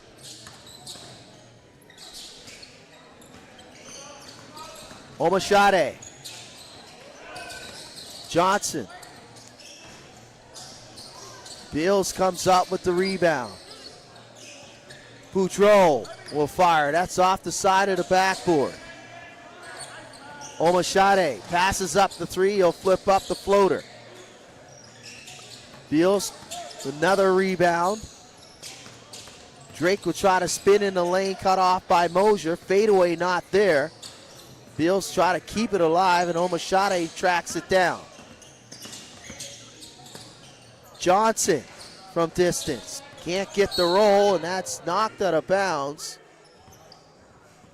Last touch by Tunnel Vision Elite.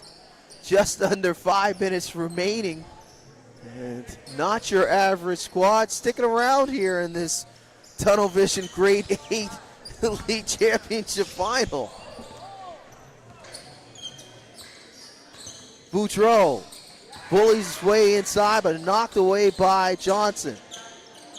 Johnson with the partial block. And Johnson fighting tooth and nail with Jacob Boudreau. This matchup between Boudreau and Johnson has been fierce since they opened in check.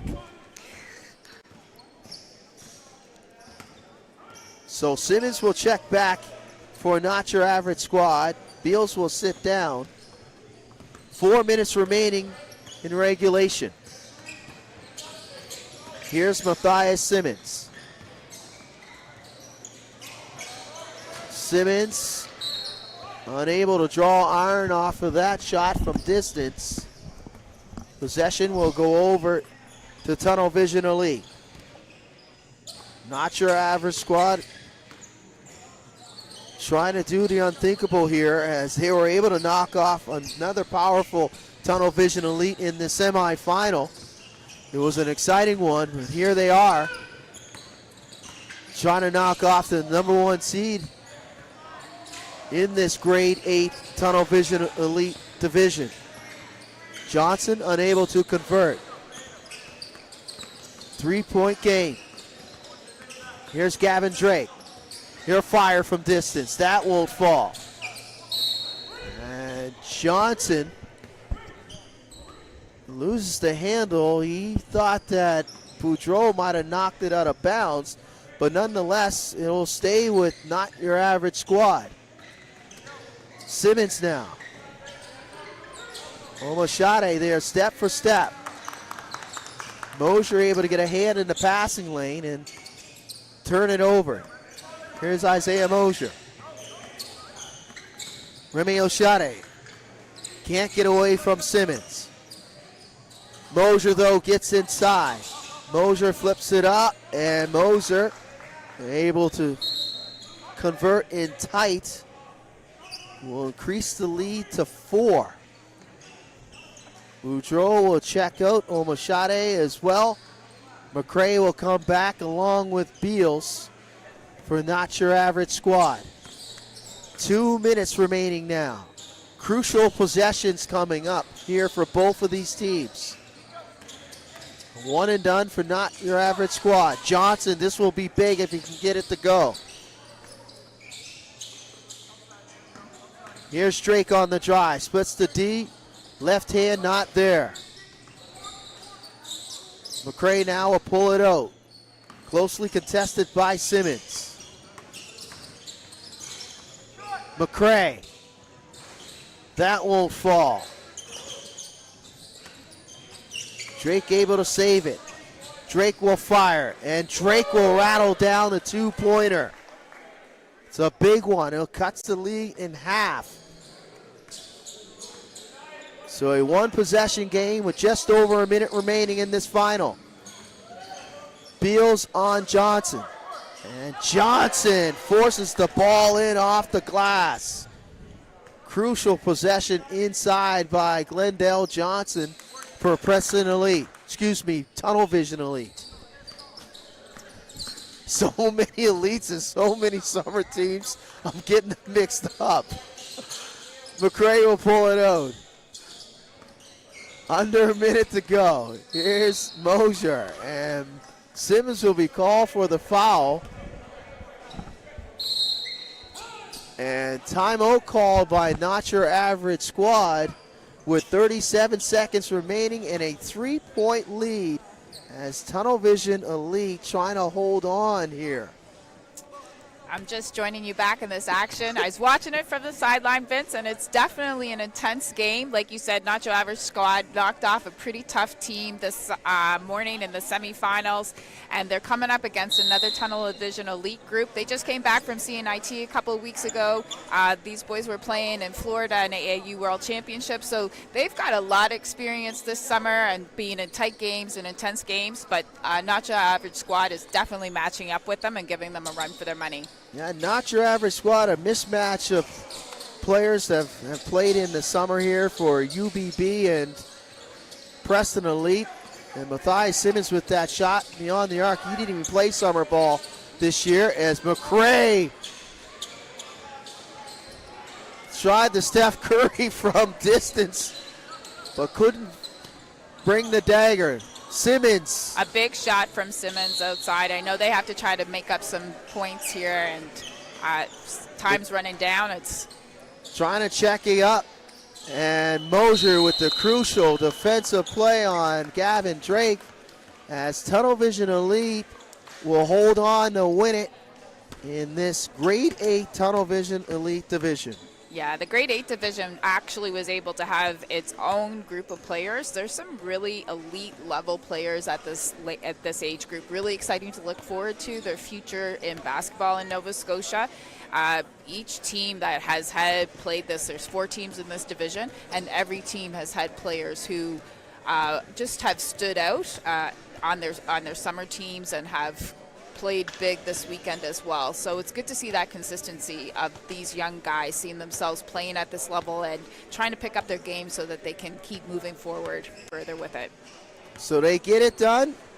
Congratulations to Tunnel Vision Elite, Isaiah Mosier, Remy Oshade, Glendale Johnson, and Mason McCray, And champions in this Grade 8 division. And they are the defending champions, so they kept their squad together from last year. So I'm looking forward to see for this 5th year anniversary if they're going to come back for their Grade 9 as a group to see if they can go 3-peat. So they get it done. It was a tough championship win as Not Your Average Squad was able to give them a fight, but they were able to prevail, as you mentioned, Rachel, back-to-back champions for Mosier, Omoshade, Johnson, and McCray.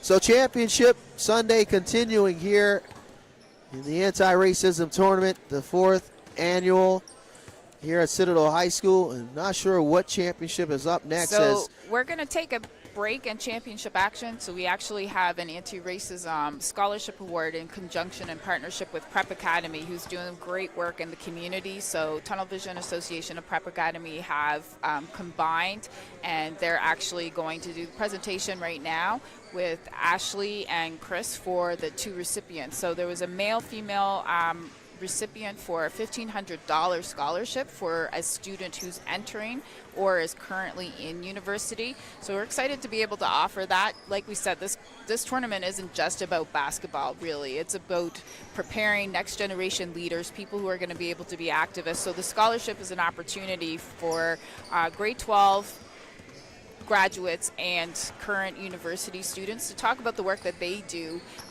with anti-racism activism and or seeing how they can make a change in the world for the better. So this will be the next segment of the afternoon before we jump into the grade 9-10 championship, which should be really exciting. Well, we also have some great athletes there at both teams, so we'll be taking a break in action for that presentation.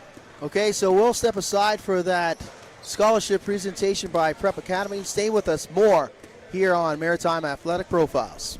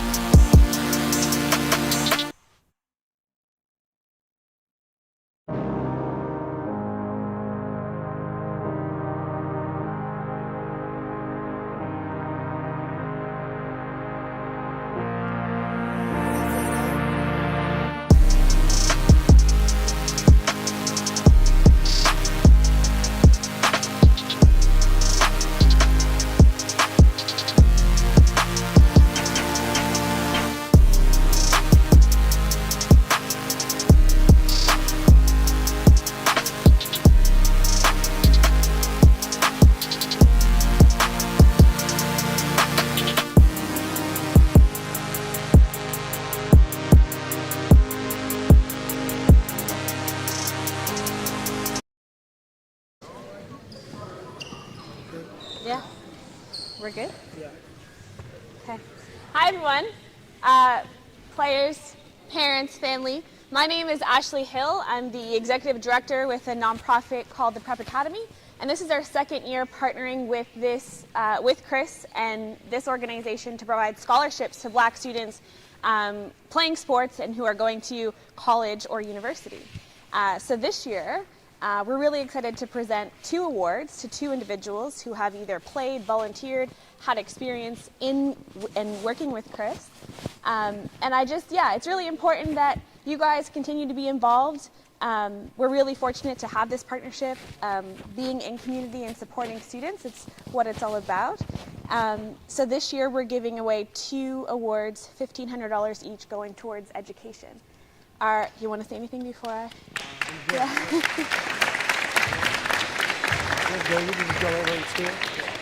So we have 2 individuals here today. One is here. The first person that's being presented with an award is Nevaeh O'Connell.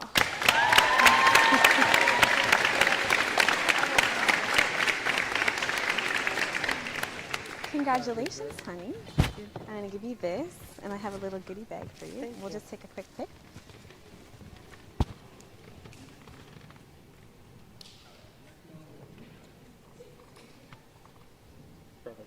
Thank you. Give it up for Nevaeh, everybody. Yeah. Nevaeh she's going to Cape Breton University to do a Bachelor of Arts in Community Studies, entering her first year playing sports. So congratulations. The second player, he couldn't be here today. He just moved away for sports. He went away to Memorial University. Andre Ash. Let's give it up for Andre. Andre is taking a Bachelor of Arts and studying in political science and wants to pursue a career in law one day. So we have an award and a certificate. Unfortunately, all of Andre's family is also with him in Memorial, so no one could be here to present the award, but we're going to keep this and make sure that this gets to him. Yeah. So again, I just wanted to say thank you to Chris for allowing Prep Academy to play a role and be involved in the important work that you're doing. And I hope to see all applications coming in from all of you guys next year as well. Yeah. Thank you. Thank you guys so much. Thank you. Yes.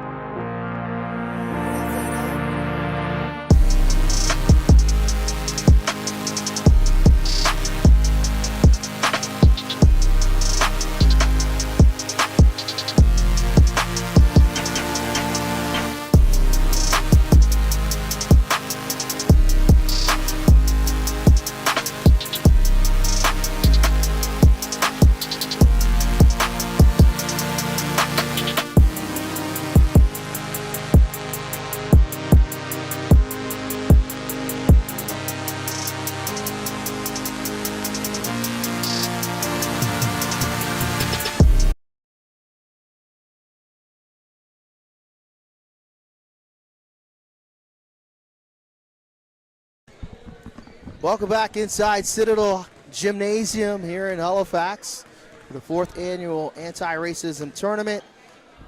Alongside Rachel Ross, Vince Williams on hand for this Open Women's Elite Championship final between Osprey in black and T-Mac in red.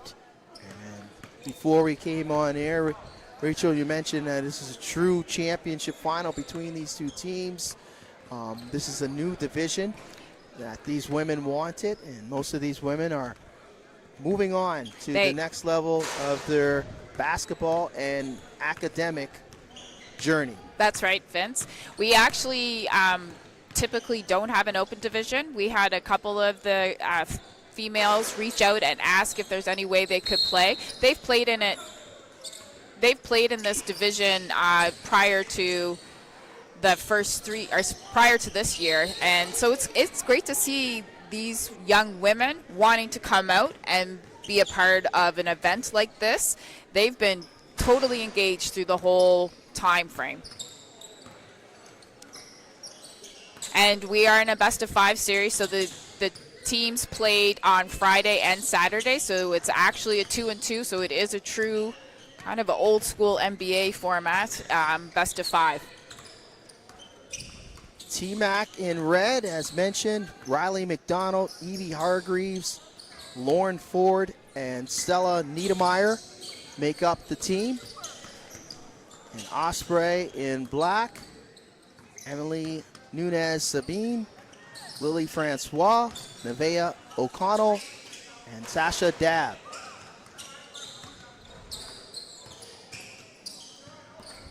Looking forward to a competitive game between both of these teams and some really big performances. Sasha Dabb O'Neill, who is going to UMB, strong player, a real force inside and outside, so expecting big things from her for the Osprey. Francois from distance. Lily Francois will take her talents as she knocks down that 2-pointer to Cape Breton University, along with Nevaeh O'Connell, who's yet to check into this contest. They'll also attend Cape Breton University. And Emily Nunez-Sabine will take her talents to Acadia University in the AUS in U Sports. So this Osprey squad loaded with U Sports talent. On the other side, the T-Mac squad, with some talent as well. King's College, represented, St. Mary's University, and the younger player, Stella Niedermeyer, who is still a high school student here at Citadel. At Citadel, and I know she's going to be taking over a huge role with Citadel this year as a leader on and off the court. And she's had a really great weekend playing with these older, more veteran players, but she's held her own. She's made some really big shots from the outside. As Evie Hargreaves puts T-Mac on the board, Hargreaves will take her talents to St. Mary's University. This is our first look at Stella Niedermeyer into the game. Aforementioned Niedermeyer with the rebound, along with Nevaeh O'Connell, who's checked in for the first time as well for Osprey. I love Lily Francois' confidence. I don't know, she's not afraid to shoot the ball. That makes her such a successful but a threat for the other team. She's willing to take those outside shots, and she has that great drive to the hoop too. Hargreaves, tough take. Good step through there by Evie Hargreaves. He's got all 2 points to tie this one up for T-Mac. Sabine unable to gather that one. She'll turn it over. As Dabb will check back in, along with Riley McDonald for T-Mac. So Hargreaves and Nunez-Sabine will sit down.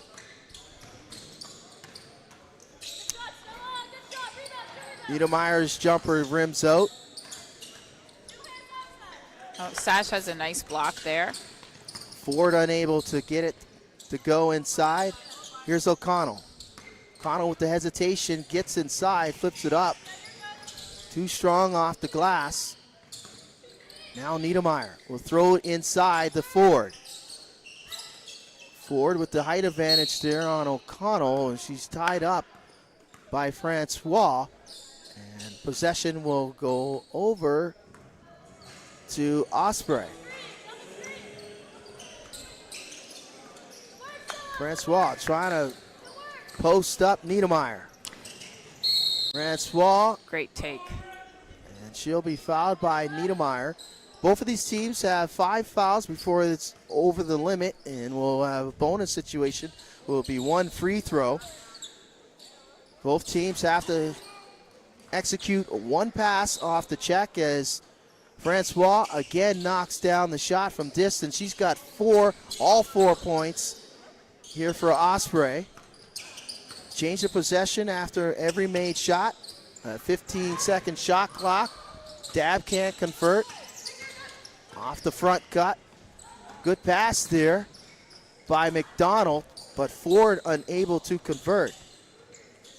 So, and I guess we'll see the 2 of them suit up this year for King's College. So, good chance to get a little prep together before season starts. That is Riley McDonald and Lauren Ford. Will take their talents to King's College.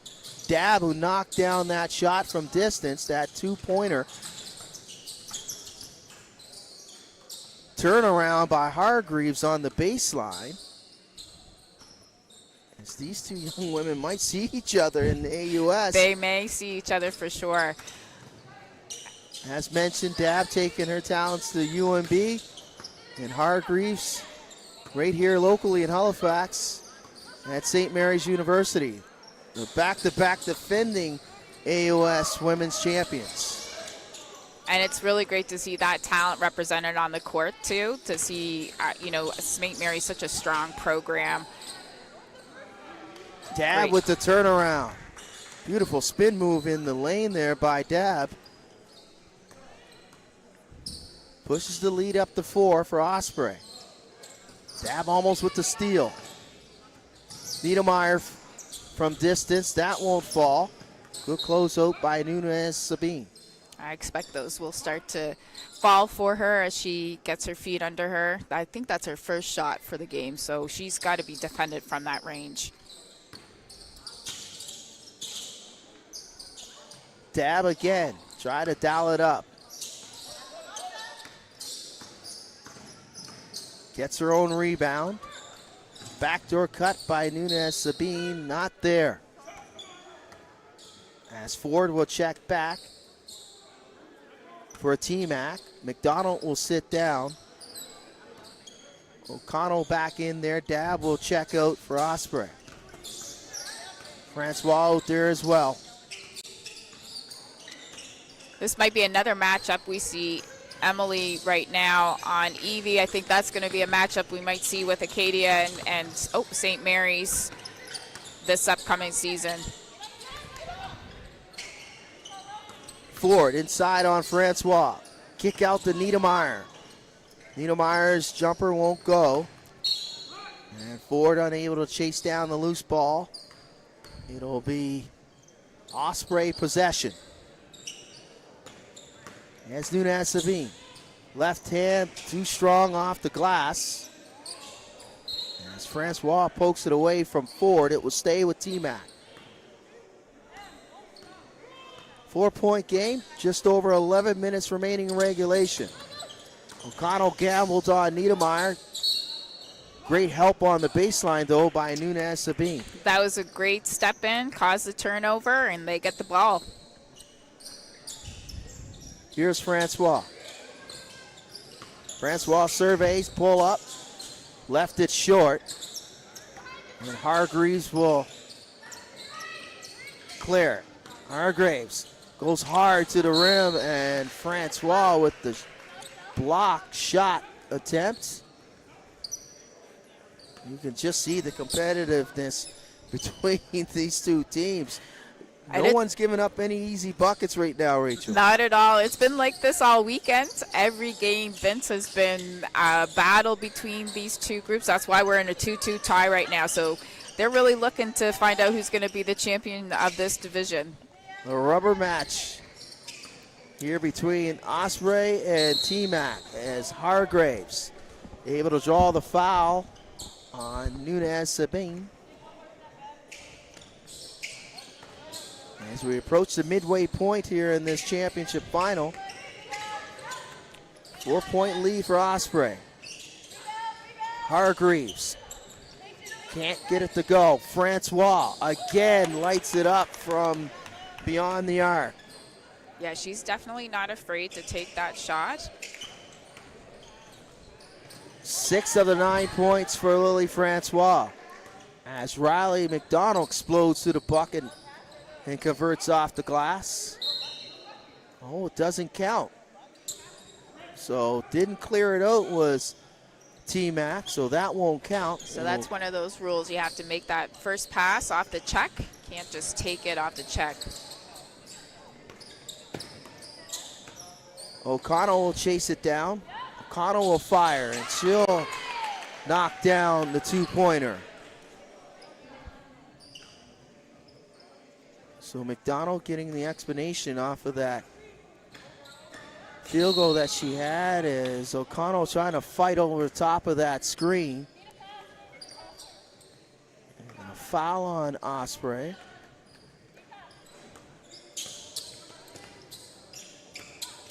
Niedermeyer. Pull up. Won't go. Dab will clear it. O'Connell drives baseline. Fights away inside, and good, strong move there on the baseline by O'Connell. Yeah, she needed to create that space so she could get that shot off against the bigger player, and she did a nice job to finish. The Osprey girls have the advantage of playing together. Emily was away this year, but they started in that program, that Division I program, in their grade 10 year, so they've been together for a while. And we can see some of that showing up right now in the game, just being able to know naturally where each other are and utilize their strengths really well. And if folks are familiar with, 3-on-3 or 3X from this past Paris Olympics of the 2024 Olympic Games, you got to have chemistry and continuity. It's so important in this game, knowing where each person is on the floor, knowing what you're trying to do and what your purpose is on every inch of the floor. And every player has to be active. This is something I love about 3-on-3 is you really can't hide on offense or defense. Like, everybody needs to be a part of the play and on the game or in the play. So that chemistry certainly helps with that and making sure there's no breakdowns. Nobody can, you don't want to be exposed. Nunez Sabine able to convert off the glass. Blocks a shot of Stella Niedermeyer. Niedermeyer closely contested there on O'Connell. Nunez Sabine can't convert. Hargraves will clear it. She'll get it back on the roll. That's a good pass by Riley. Hargraves able to knock it down. A good see by Riley. Good patience on the offense to let Evie make that positioning, so she had a good angle for the catch and finish. Reach and foul by Niedermeyer. That'll be another team foul committed by T-Mac. But they have some work to do here, trailing 13-5. And Niedermeyer not happy right now with that whistle from Manny States. She fired the basketball in his direction. You can see the competitive juices from her, right? There's still time too. 7 minutes or 6.5 minutes with women with this experience. There you see it, 2 points right there. I'm not surprised and expecting her to heat up. Knocks down a very important two-pointer. Was Stella Niemeyer. Kicked out. Nunez Sabine chased down by O'Connell. Nice pass inside the dab, and she'll bank it home. Great play. That's the chemistry you're just talking about. That's great ball movement, great action, and finish by Sash. So Francois will come back. O'Connell will sit down. McDonald will check out. Ford will check back in for T-Mac. Dab rips it away from Hargraves. Nunez Sabine drives baseline. Hit the reversal with the left hand. Sweet move there by Emily. Here's Ford, try to turn the corner. Hargraves, nice step through, Nice floats move. it up and in. Couple nice post moves there by Evie Hargraves. Great footwork.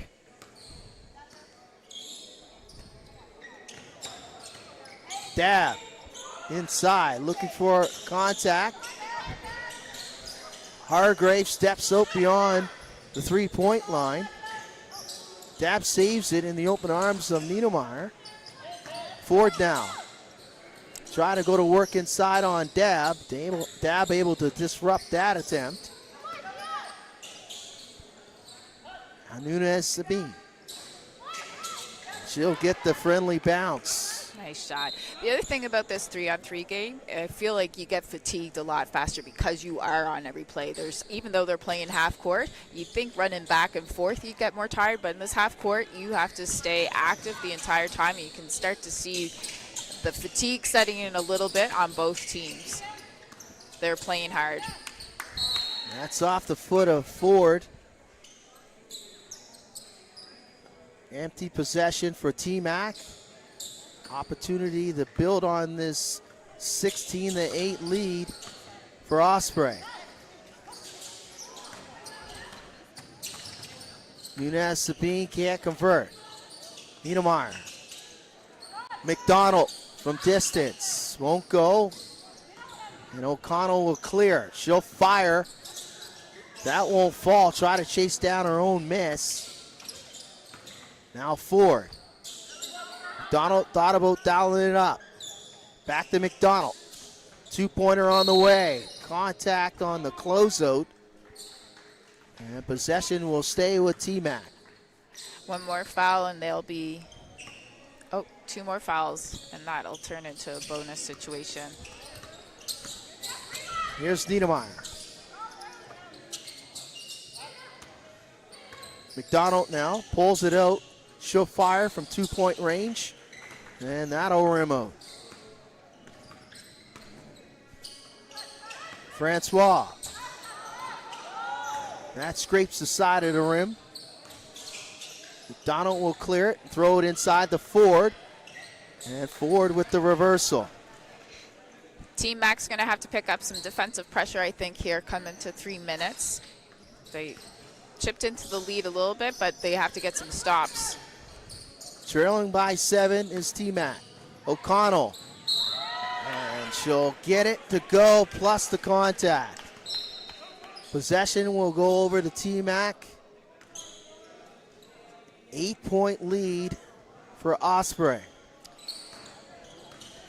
Nevaeh O'Connell and Emily actually are two of the original A.R.T team members. They played when they were just in grade 7. So first year outdoor tournament. So it's really great to see them here still repping.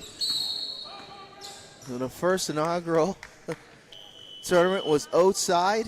Now we moved inside. Right, and that was happened during COVID. So Chris found a way to make that work. It was a bit challenging because of the restrictions, but he knew it was an important opportunity to really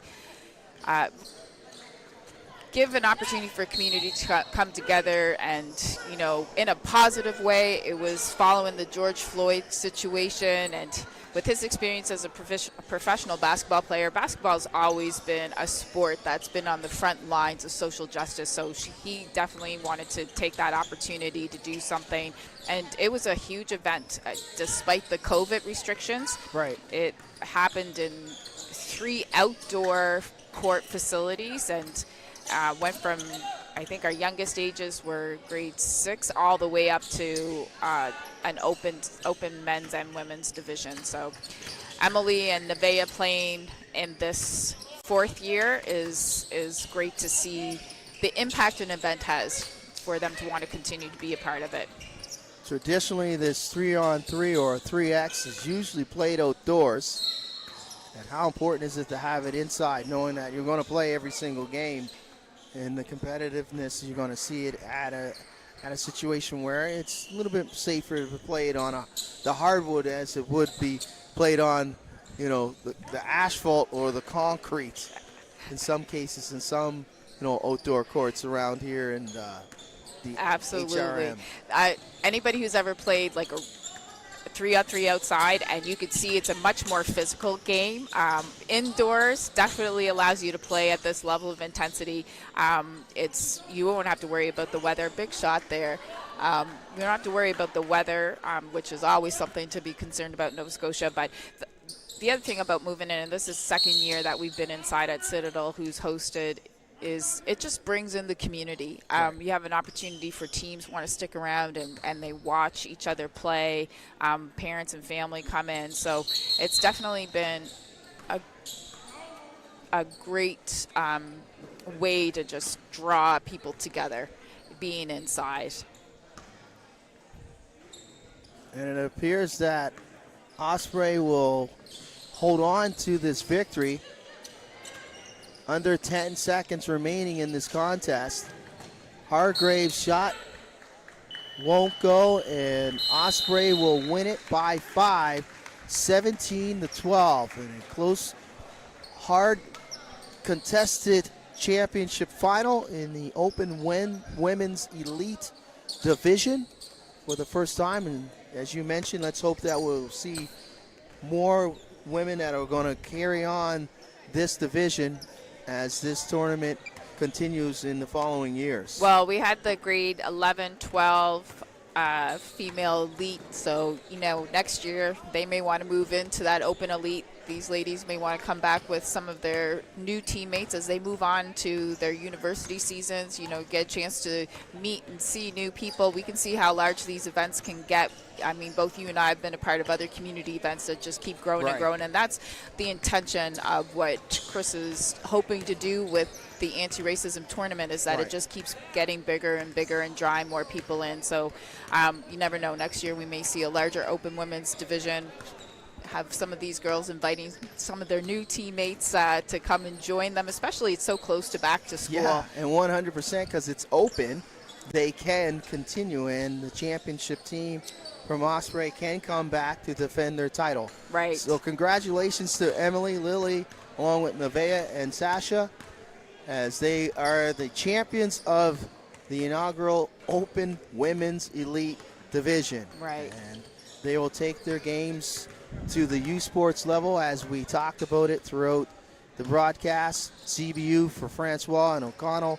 Dab will go to UMB, and Nunez Sabine will go to Acadia. And on the other side, Team Mac has also some talent as well that will be playing the U Sports and the ACAA, along with high school as well, as Stella Niedermeyer, the underager when it comes to the next level, she'll continue here at Citadel. Right, and so I think we look forward to an exciting university and college season, seeing some of this talent coming in and being able to represent at those universities and colleges and face up against each other and with each other too in their respective schools.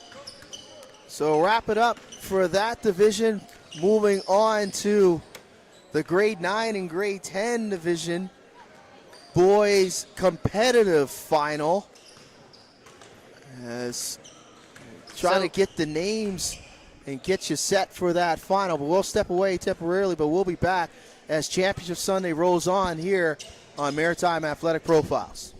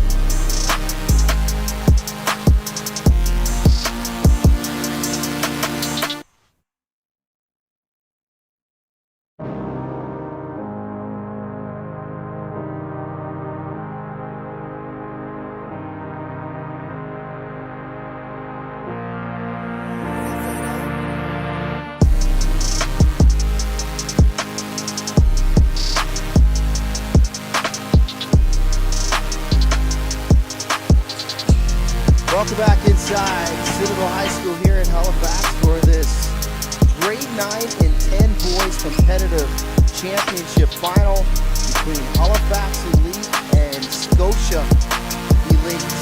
Halifax Elite leading 2-0. Alongside Chris Johnson, the founder of Tunnel Vision, Vince Williams on hand for this final.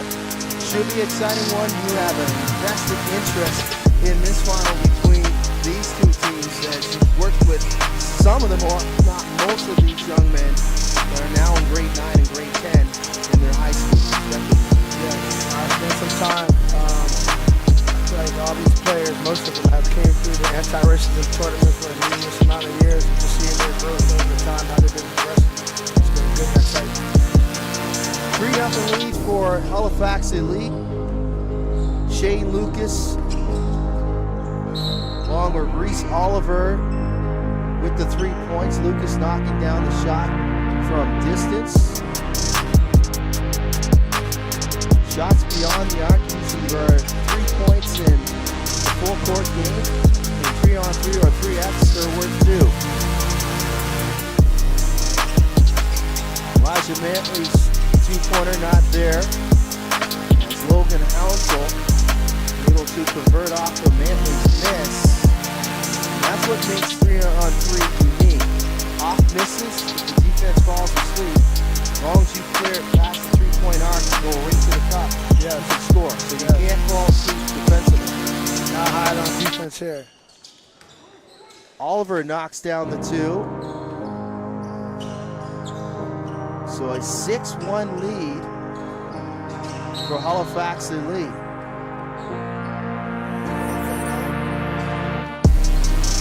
It'll be Halifax Elite possession. Here's Hounsel. Both of these teams and the players on these teams very familiar with each other. Lucas unable to convert. Mantley steps back beyond the arc. That won't go. Hounsel will try for 2. That won't fall. Here's M.A. Alugu. Gets inside, draws the contact on Hounsel. Able to convert. These guys are definitely familiar with each other. I think these 6 players actually represented Nova Scotia in our nationals last weekend.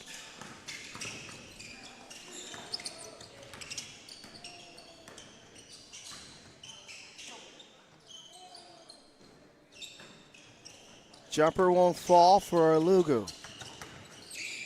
It's a good move, good left hand. Splits the D is Shane Lucas.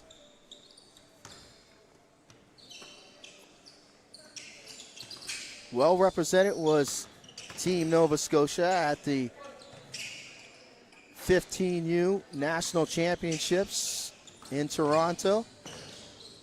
Elijah Mantley picking up second team All-Canadian in that tournament. The aforementioned Mantley with the ball now. Gets Right inside and soft touch there, and one of your pupils is Elijah Mantley. Yes. Great kid. He's grown a lot on the court, but his maturity level off the court has been pretty spectacular as well. He's put a lot of extra time into his game, and his studies are already super high, so it's good to see the hard work paying off for him. And where do you see his game going coming up next year? Going and entering grade 10 where, you know, in grade 9 he had a role late in the season. But in grade 10, I would imagine that his program will be looking for a lot of things from him. Yes, I wanted to call him a sleeper, but I think a lot of people are on notice now, and I think high school is gonna hear the name quite a bit. It's a kid that can score from all 3 levels: mid-range pull-ups, floaters inside. If you're weak if you're late on the weak side, he's gonna dunk on you. You can shoot 3s, and a great passer. His feel for the game is pretty good. Plays at a high level and coachable. So high ceiling, a lot more to go. Oliver with another 2-pointer for Halifax Elite. As Jakai Skinner-Wright has checked into the game for the first time for Scotia Elite. Jakai Skinner-Wright, one of those members of Team Nova Scotia. Tries to take it inside on Oliver. Hounsel with the corner 2. So Scotia really living off of that 2-point attempt. They've knocked down 4. Yes, they shot the ball really well. Lugu kicks it out to Skinner Wright. Mantley with the pull up, gets the shooter's bounce. As Michael Tynes Jr. will check back in along with Shane Lucas. And a 6-point lead for Halifax Elite. Reyes Sampson out there for Halifax Elite as well. He's a kid that's made a lot of improvements over the last couple of years. Reyes. Seen him play over the summertime. He's definitely improved. His mindset for the game seems to be there. He's a competitor. It's a great matchup, him and Michael Tynes. Tynes Jr. able to knock down that mid-range.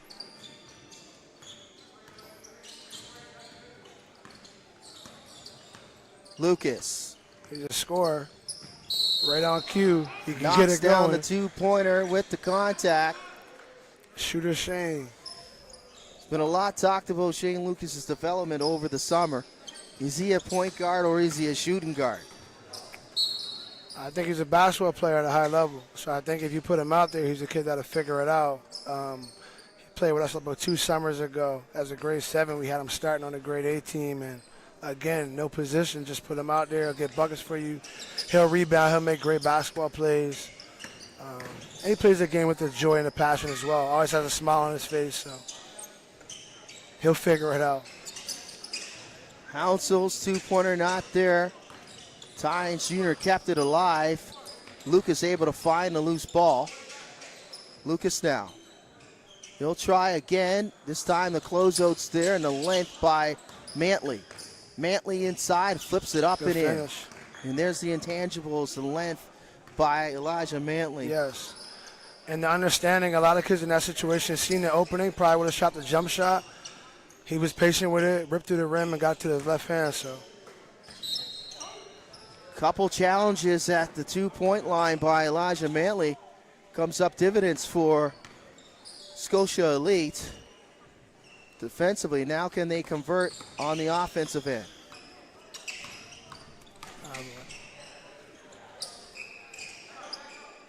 Skinner Wright gets his own miss and he'll lay it up and in. Is Wright the best athlete in this class? Hard to say he is not. I would say I'd give him the nod. Yes. And I think it might be by a huge margin. As he was able to stay in front of Reese Oliver and force him to turn it over. He has the next level athleticism for sure. Mantley chased off the 2-point line. That's a good Didn't finish. matter. Was able to convert with that left hand. It's almost like the defense can see it and still can't stop it. They know it's coming. They still can't stop him from converting. Oliver, though, draws the foul on Mantley. 4-point game. Here's Sampson. Lugu steps in front of that pass. Now M.A. will try to go to work on Sampson. Mantley, no closeout by Oliver. If you're Oliver in that situation, do you just take your chances and allow Mantley to shoot it? You draw up and maybe Mantley blows by you. Yes. I like the 3-on-3 because it gives you opportunity to kind of find out, right? Like you have to play defense or you're going to get exposed. You're going to have to pick one of the two, right? So a turnover for Halifax Elite. Approaching the midway point here. Alongside Chris Johnson, Vince Williams on hand for this grade 9-10 boys competitive final. In the 4th annual anti-racism tournament here at Citadel High School. Tynes Jr. gets inside and Lucas fouls him. It will stay with Scotia Elite. Trying to cut in this 4-point lead. Yes, and Mike Tynes has some really impressive moments again at Nationals as well. And Oliver again, Yes, another player. from 2-point range. That is the third 2-pointer for Reese Oliver. I feel like each of these guys are going to have their own type of impact on their high school teams, respectfully. Tynes Jr. bullies his way inside. A little bit of a mismatch between him and Shane Lucas. And Tynes Jr. able to take advantage. 5-point lead for Halifax Elite. Just over 8 minutes remaining in regulation. Here's Shane Lucas off the drive. Hounsell's checked back in. And Hounsell's blocked by Manley. It will stay with Halifax Elite. And Oliver from way out. That was a heat check. He throws up the air ball. I thought it was good. It looked good.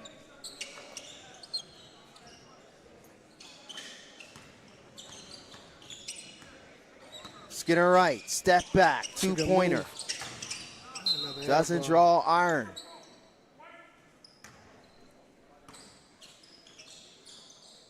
As we dip under 10 minutes, every possession now is pretty crucial with 3-on-3. Yes. A stop here is huge. Lucas stumbles, Hounsell. That jumper won't fall. And does that count as a pass or a shot? Nonetheless, they get it back.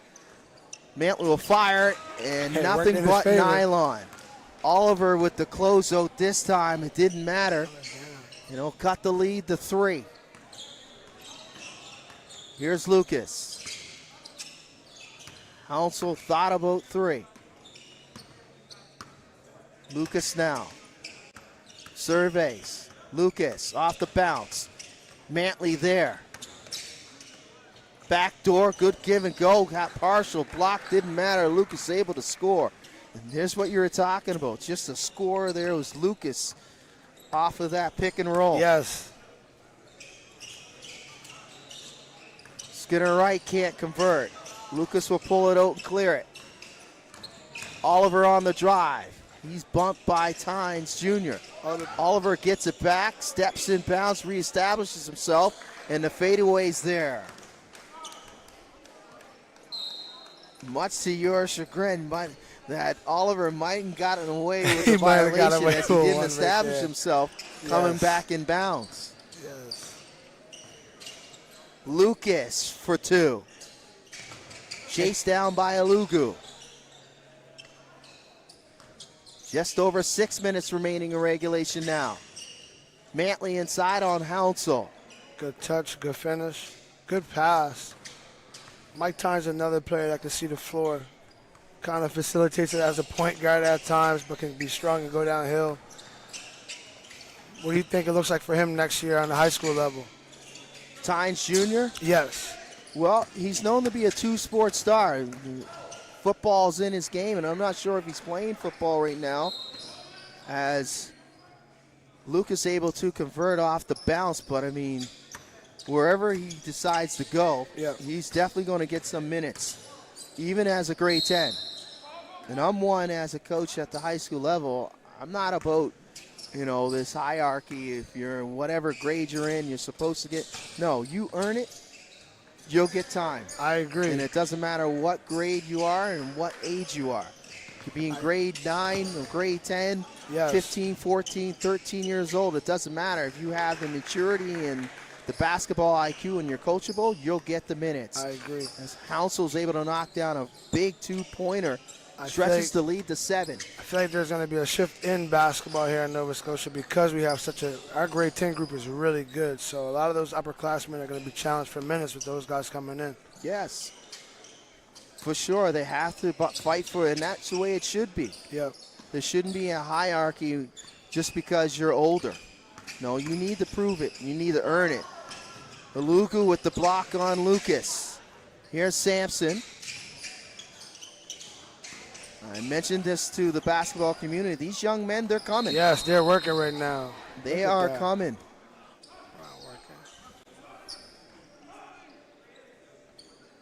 As possession will stay with Scotia Elite, but they have some work to do under 5 minutes.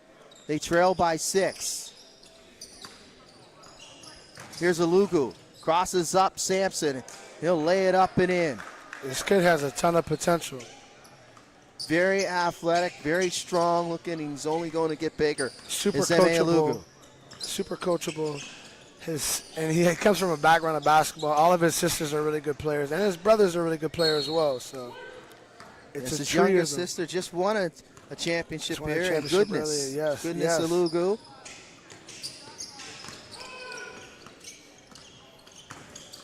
As you mentioned, Mercy, who was a member of Dalhousie University, and his older brother going into grade 12, coming up high school, also represented Team Nova Scotia. Yes. With the 17U team. A 3-point game just like that, as Scotia Elite has cut the deficit in half quickly. Now Halifax Elite looking for an answer offensively. Oliver is fouled.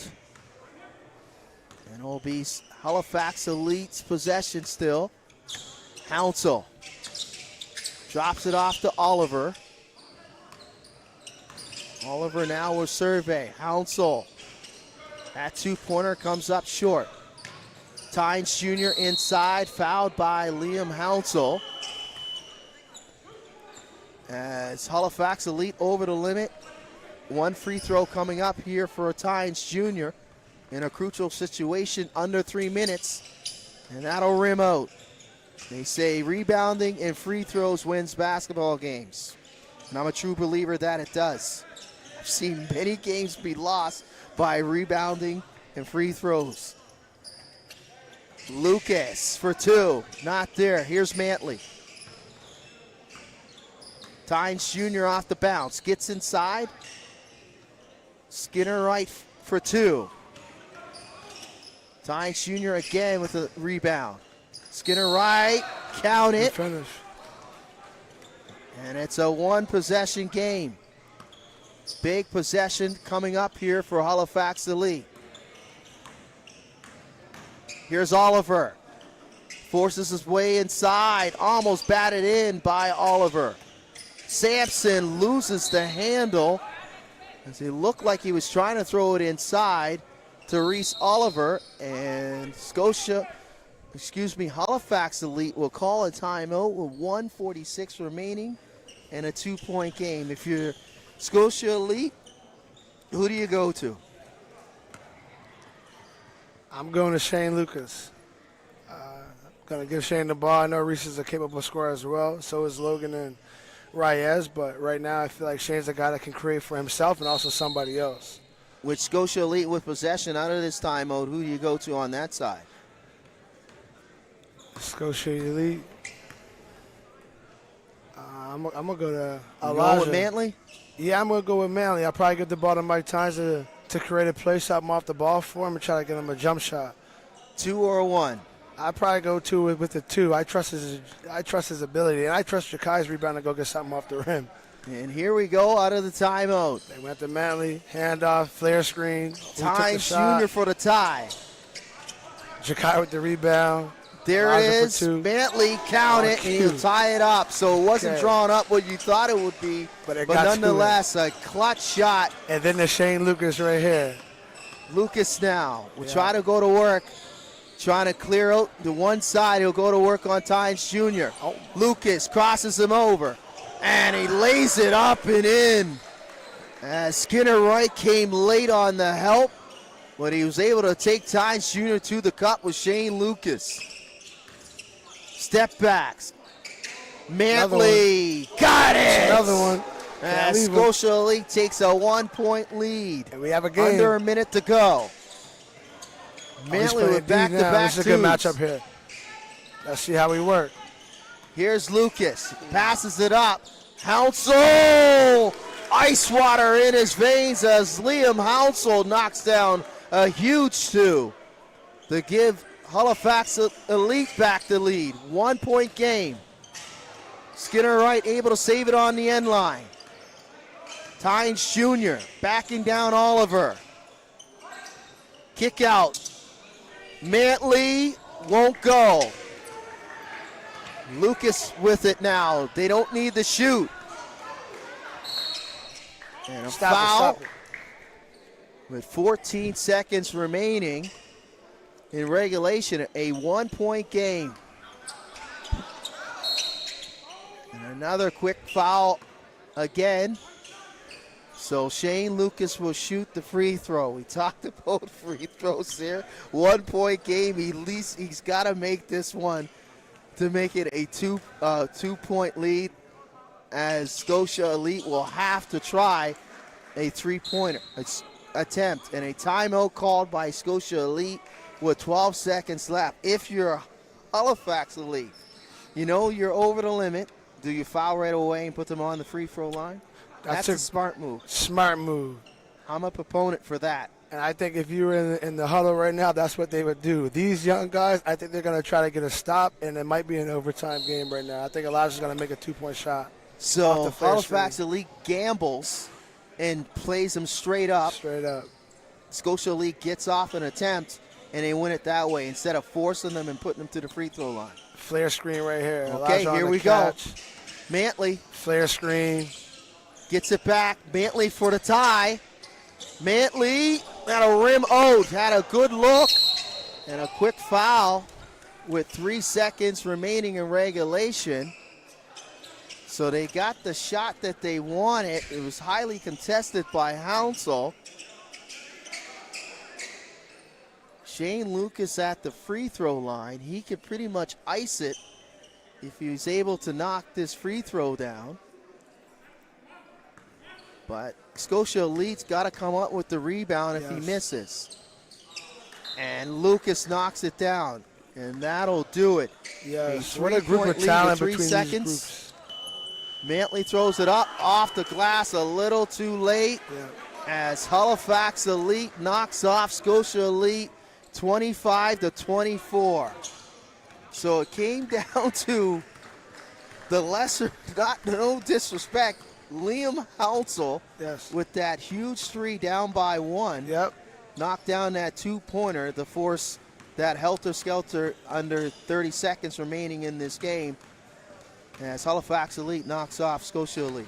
Big game. And again, for those grade 10s, that's a well group of talent that's representing us right there. So looking forward to seeing them playing in high school this upcoming year. So congratulations to Halifax Elite, Logan Hounsell, Reyes Sampson, Reese Oliver, and Shane Lucas. They win the 9 and 10 grade level boys competitive championship final.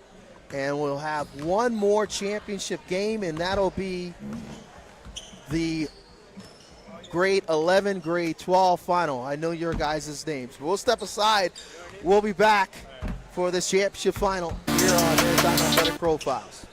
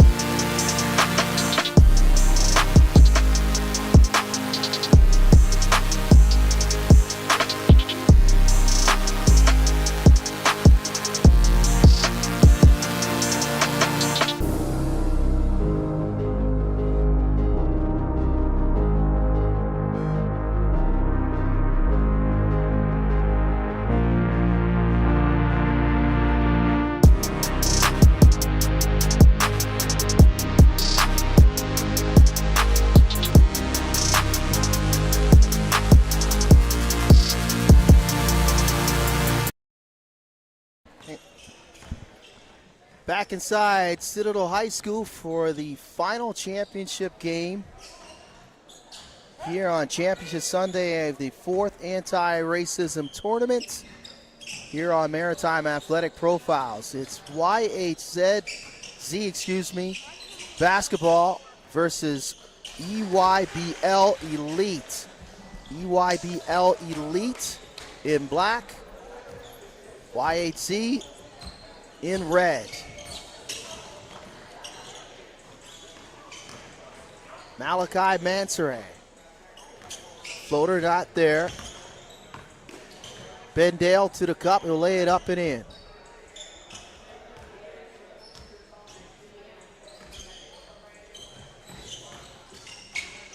EYBL Elite made up of Finley Campbell, Oliver Campbell, Max Makem, and Leo Hanada.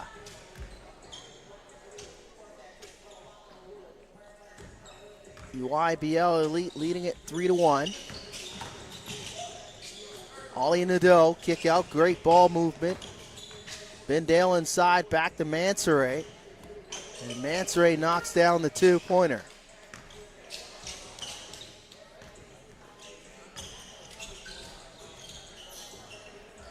Makem for two. Nothing but nylon as Max Makem knocks down his second two-pointer of the contest. Dale can't get it to go. Campbell fires it up.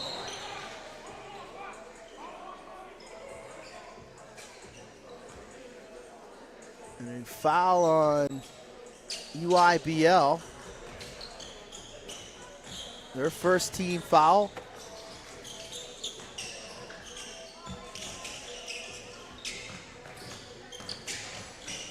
Here's Makem. Got it again. And Max is 3 for 3 from 2-point range. Nadeau bullies his way inside and he'll lay it up and in.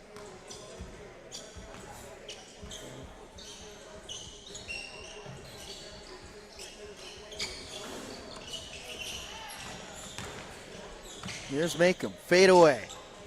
Left it short. Dale secures the rebound. Floater not there, try to keep it alive is Ben Dale.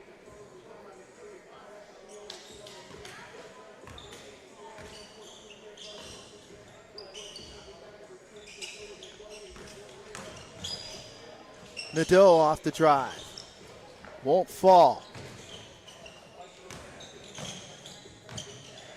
Nice take to the rim. Again with the left hand. It's Max Makem.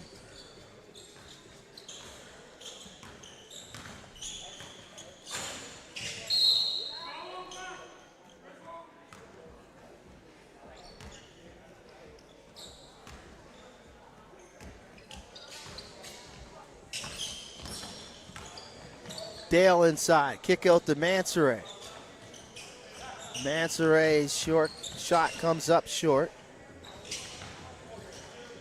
Campbell fires from distance, and Nadeau will clear for YHZ.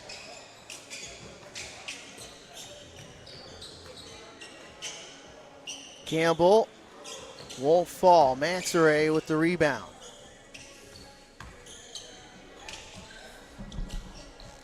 Malley inside and lay it up in the with the left hand.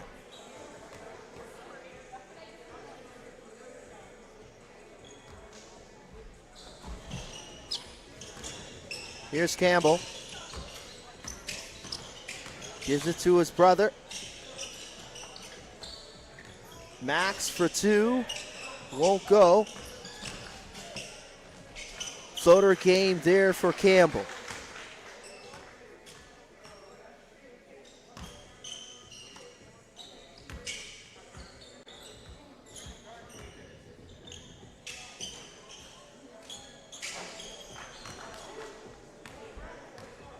Two-point field goal there for Nadeau.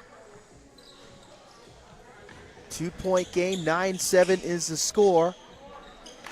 Ties it right back up is Campbell.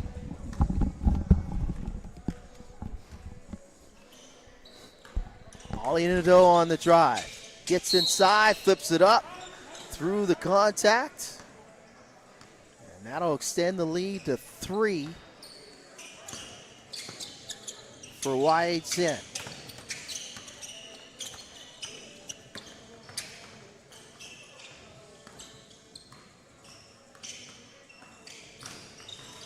Campbell, pull up, nothing but nylon. Nice fadeaway there by Finley Campbell.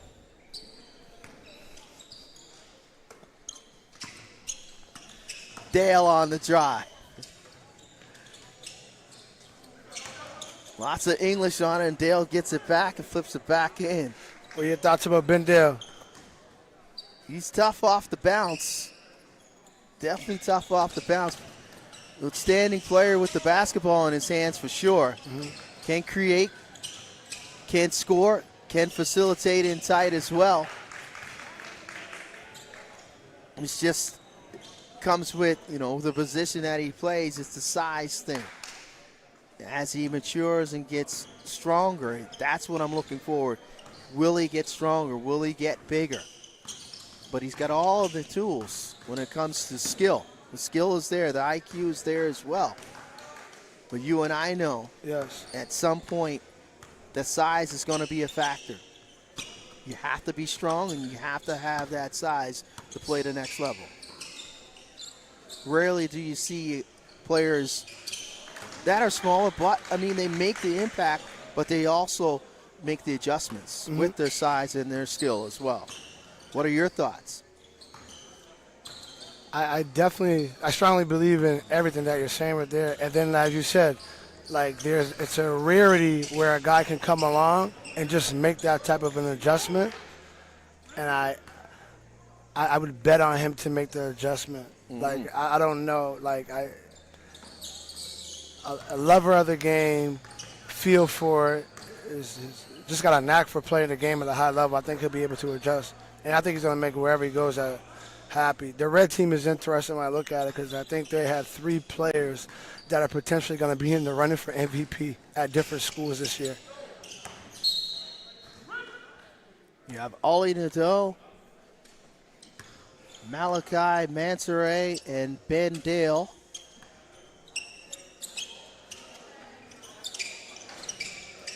And that's the part of the game that has to improve and continue to improve.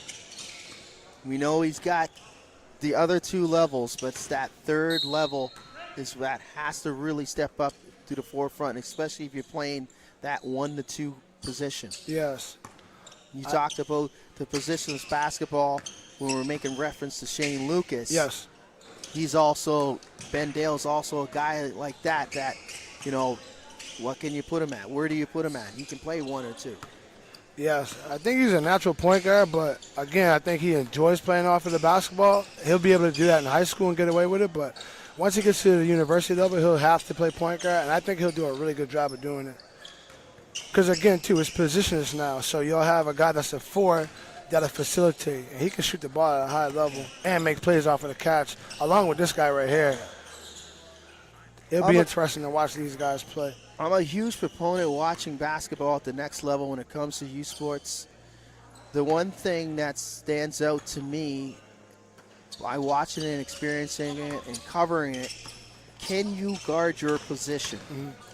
Can you give the belief of your coach that you are not going to be a defensive liability while you're out there? Although everybody should be able to score at that level, but the separation comes being relied on the defensive side. Can you guard your position? Because not a lot of teams play zone. True. And a lot of teams have to play man, and you have to protect, and you have to, protect the gaps, and you got to be able to stay in front of your man defensively. Yes. 1-point game approaching the midway point. A timeout called by YHZ. As they lead 15-14 in this highly contested championship game between them and EYBL Elite. And if you're YHZ, you got one You have no substitutes, so that timeout is crucial. Yes. And they took it at a crucial time at the midway point.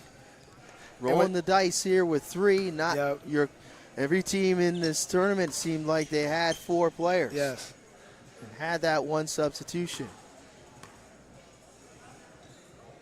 So it'll be EYBL Elite's possession out of the timeout.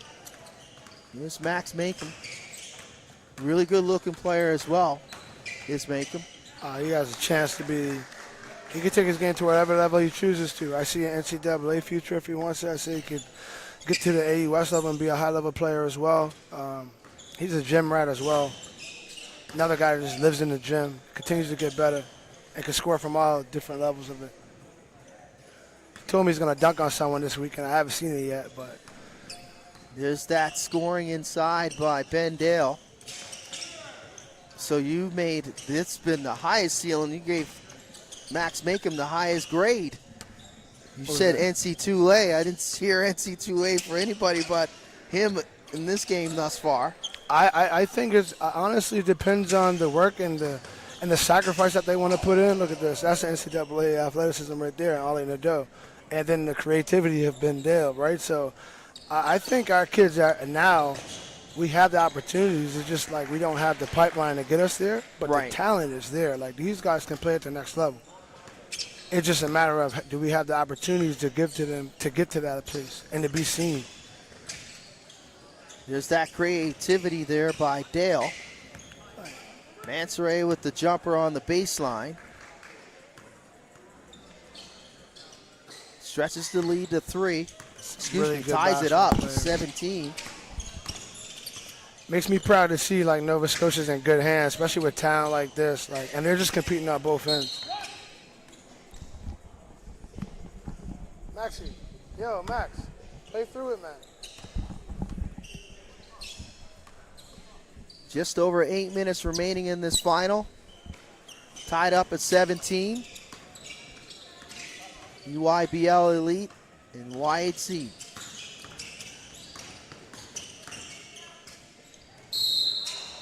Campbell's fouled, count it. As EYBL Elite takes back the lead. Nadol stumbles. Dale able to find the loose ball. Here's Dale trying to make him inside. 3 offensive rebounds. He could. 3 offensive rebounds by the smallest man on the court. He's got a lot of heart. Make him. Scrappy with the block. I like it, but everyone's out here competing, man. They're all good friends. Max and Ben are actually cousins, and they're going at each other. I love seeing the competitive side of it. Well, you learn something new every day, right? Didn't even know that those 2 were cousins. Pull up. Nothing but nylon. Good looking move there by Oliver Campbell.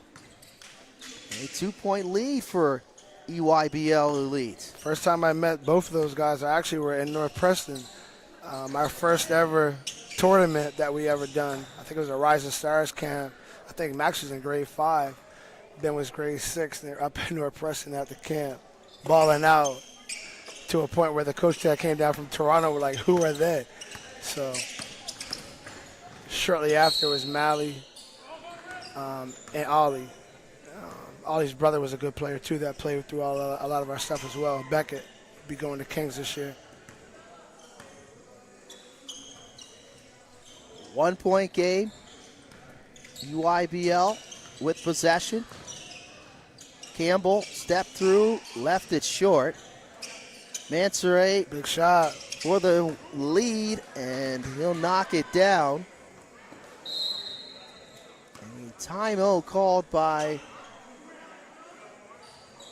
Y8Z. They're only really supposed to have 1 timeout. I'm not sure if it's EYBL Elite with the timeout, who had the previous timeout. Chris, you might have to go and sort things out here.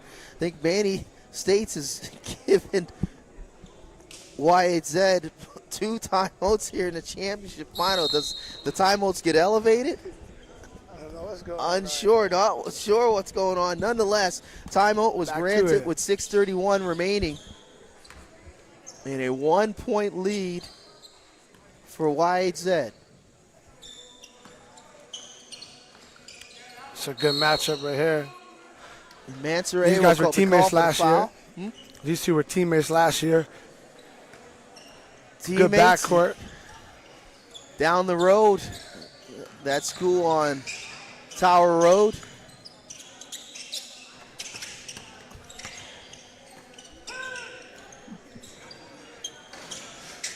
Campbell for two, won't go. As Leo Hanada has checked into the game for the first time for EYBL Elite.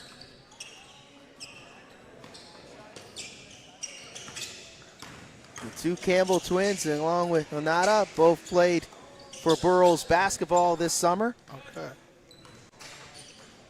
Max Makem, on the other hand, for Genesis YHC.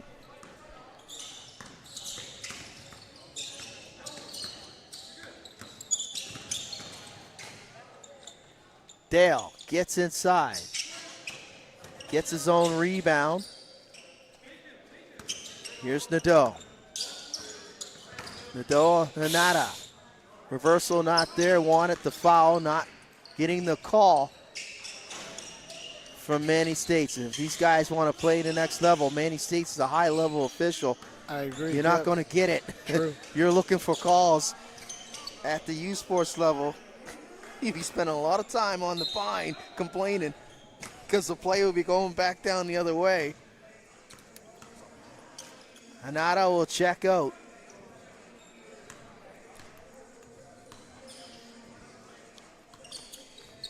YHZ not in a hurry here to check up as they lead by 3. Excuse me, 2. As Makem is fouled. Bonus situation here for EYBL Elite. Makem with 1 free throw. You mentioned in the last game, Chris, free throws important. And no more important right now for Max Makem and EYBL Elite. Oh, he can't get it to go down. Here's Dale in the corner. Dale 2-pointer, puts it in. So Dale will move this lead up to 4 off of that 2-point shot in the corner. Malachi with lockdown defense over there. Now letting. It's a good drive. Campbell able to get to the rack.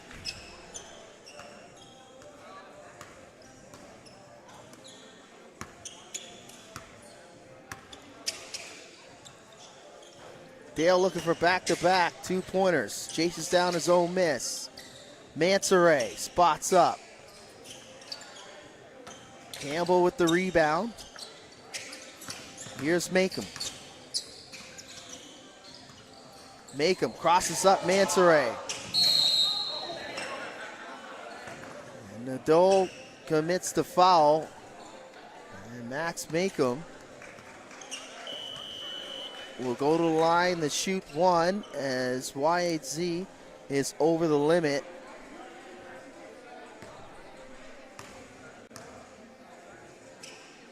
And Makem drains the free throw. 2-point game. Just under 3 minutes remaining in regulation. Nadeau with the ball in the lead. Nadeau crosses up, Campbell, count it. It's a good move. It's a grown man move. 3-point lead now for YHZ. Campbell. Makem and Mansoray fighting for the loose ball. Both on the ground, grinding. Here's Dale. Gets Alley-oop right downhill. here. Nadeau backdoor. Easy bucket off the glass.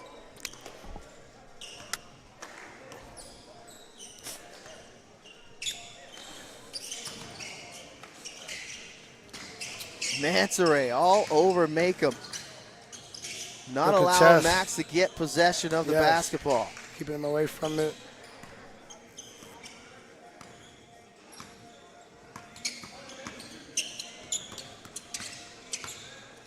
Now I wanted to talk about how important it was as Dale goes straight to the bucket, the importance of playing off the basketball, especially in 3-on-3. You see Max making a little frustrated on the defense by Mansoray in regards to basically face guarding him. But if you're Macomb, you got to move without the basketball. You got to cut dead feet. And I'm going to quote the great Steph Curry. If your feet is not moving and you're not cutting, either front cut or back cutting, that's weak basketball. Okay, yeah. He says if you don't move without the basketball or continue to move without the basketball, you're not improving. A true believer of that.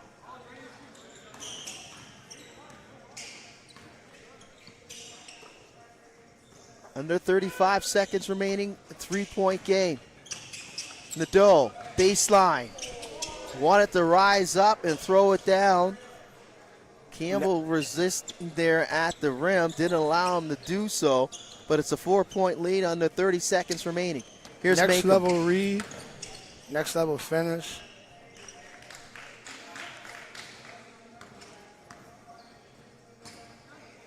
YZ, no hurry. No. They can pretty much dribble it out. Mansoray. Like left with a highlight. Oh, we got a backdoor. Nadeau got backdoor. He wanted to oop. You sense a little frustration there by Ollie Nadeau. He really wanted to throw it down. He wanted to cap it off the right way. But I'm super proud of these guys, man. And for them to come out here and compete as hard as they did, it's going to propel them to have a great season this year. I'm rooting for them. And if you're an AUS coach or a next level preps coach looking for some great players, they just showcase them right here. So YZ get it done. They defeat EYBL Elite 27-24. Congratulations to Mally Mansoray, Ben Dale, and Ollie Nadeau, as they are champions of the grade 11, grade 12 competitive boys division. So that'll wrap it up here at Halifax at Citadel High School Gymnasium, the 4th annual anti-racism tournament. A morning and afternoon of champions here on Maritime Athletic Profiles. For the entire crew here at Citadel, I'm Vince Williams saying thank you for watching. We'll see you next time, and have a good evening.